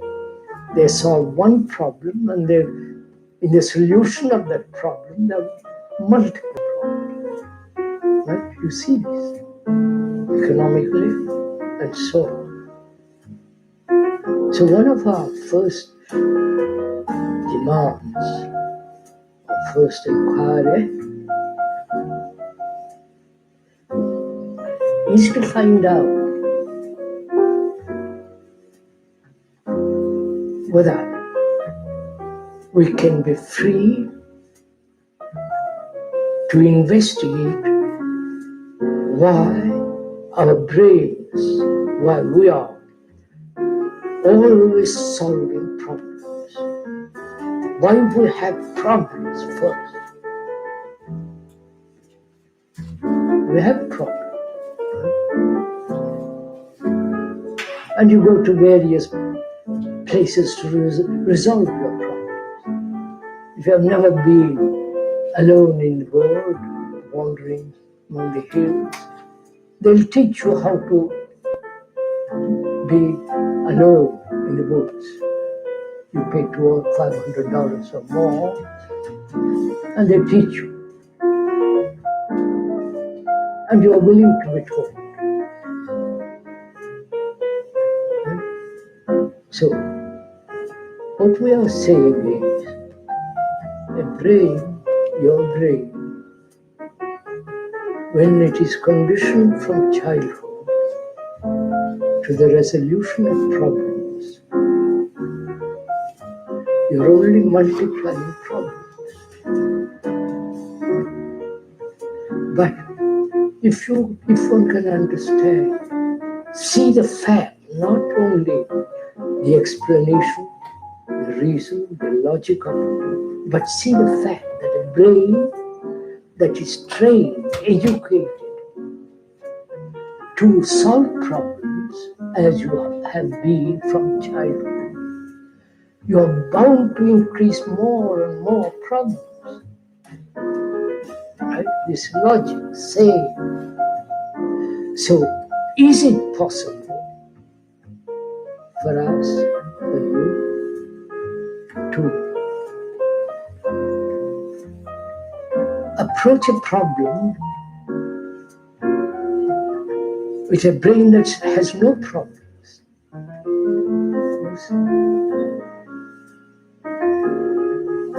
You understand this?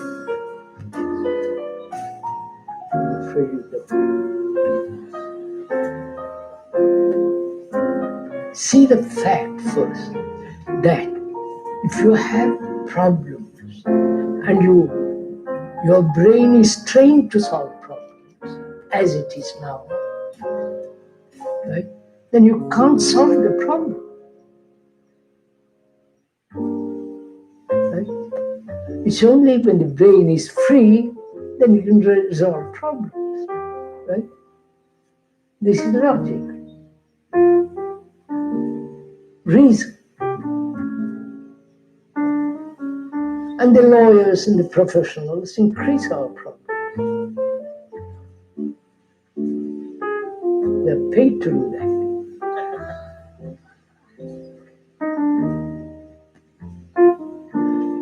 Whereas if you want to solve a problem, one must look at the problem and how you approach the problem.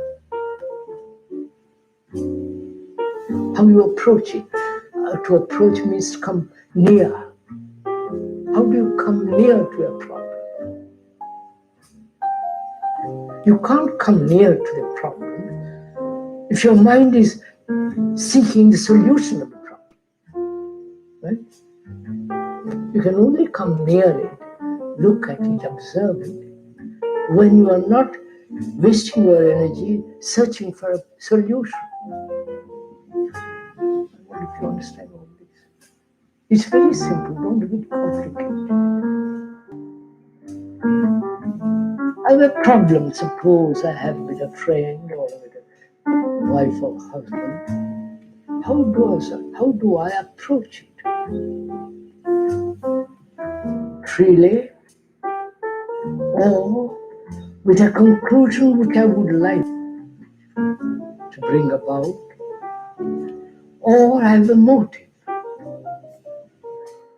So a motive, a conclusion, a preconceived solution is a distorting factor. So I never solved the problem. Right?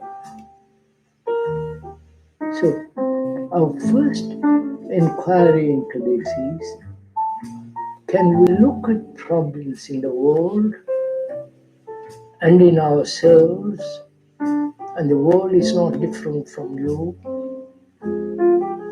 The world is what we have made of it. The society is not different from you. You are the society, you are the world is you. And can we look at that?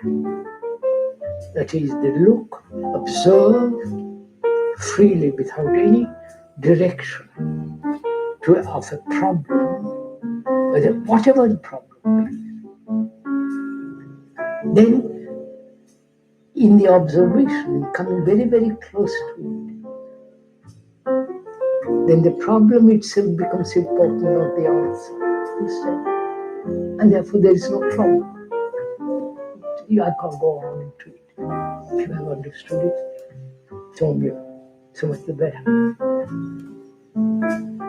So,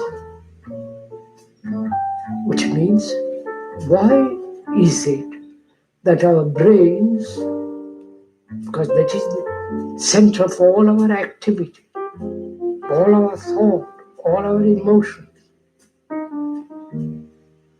it is the center of all our reactions. That brain is conditioned through long years, 40,000 years. It's conditioned as Christian, Buddhist, as a philosopher, as a scientist, as a psychologist, psychiatrist, the whole business. It's conditioned. That conditioning not only distorts action, but also creates great many problems in relationship, in communication, in looking at things without freedom.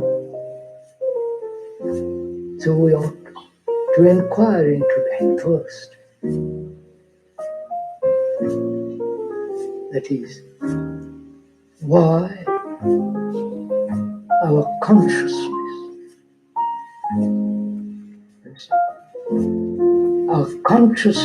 is the whole content of our brain, is what we are. Right?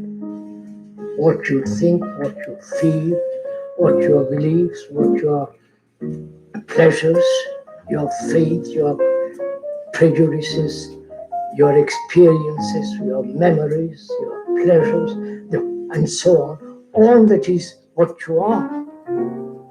All that is your consciousness with all its reactions.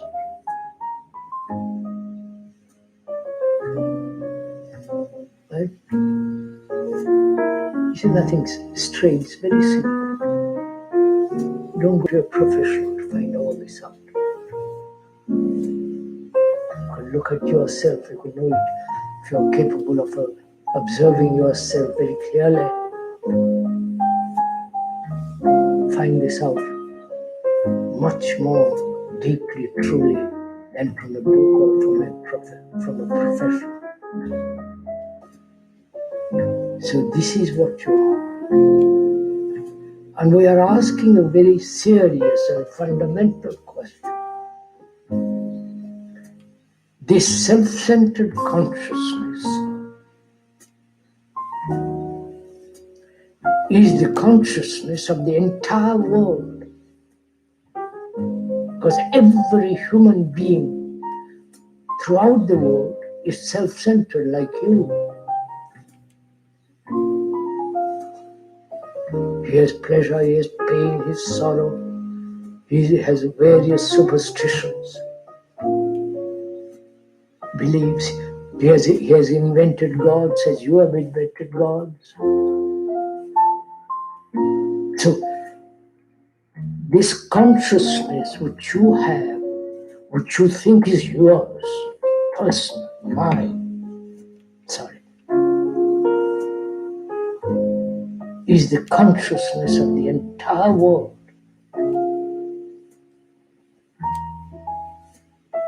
They are trying to prove this in different ways scientifically. I won't go into all that.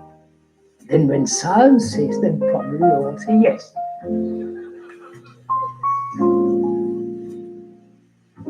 Because we have been taught to accept what the experts say. But we are not the experts here. We are together looking at this extraordinary phenomenon, which is a human being.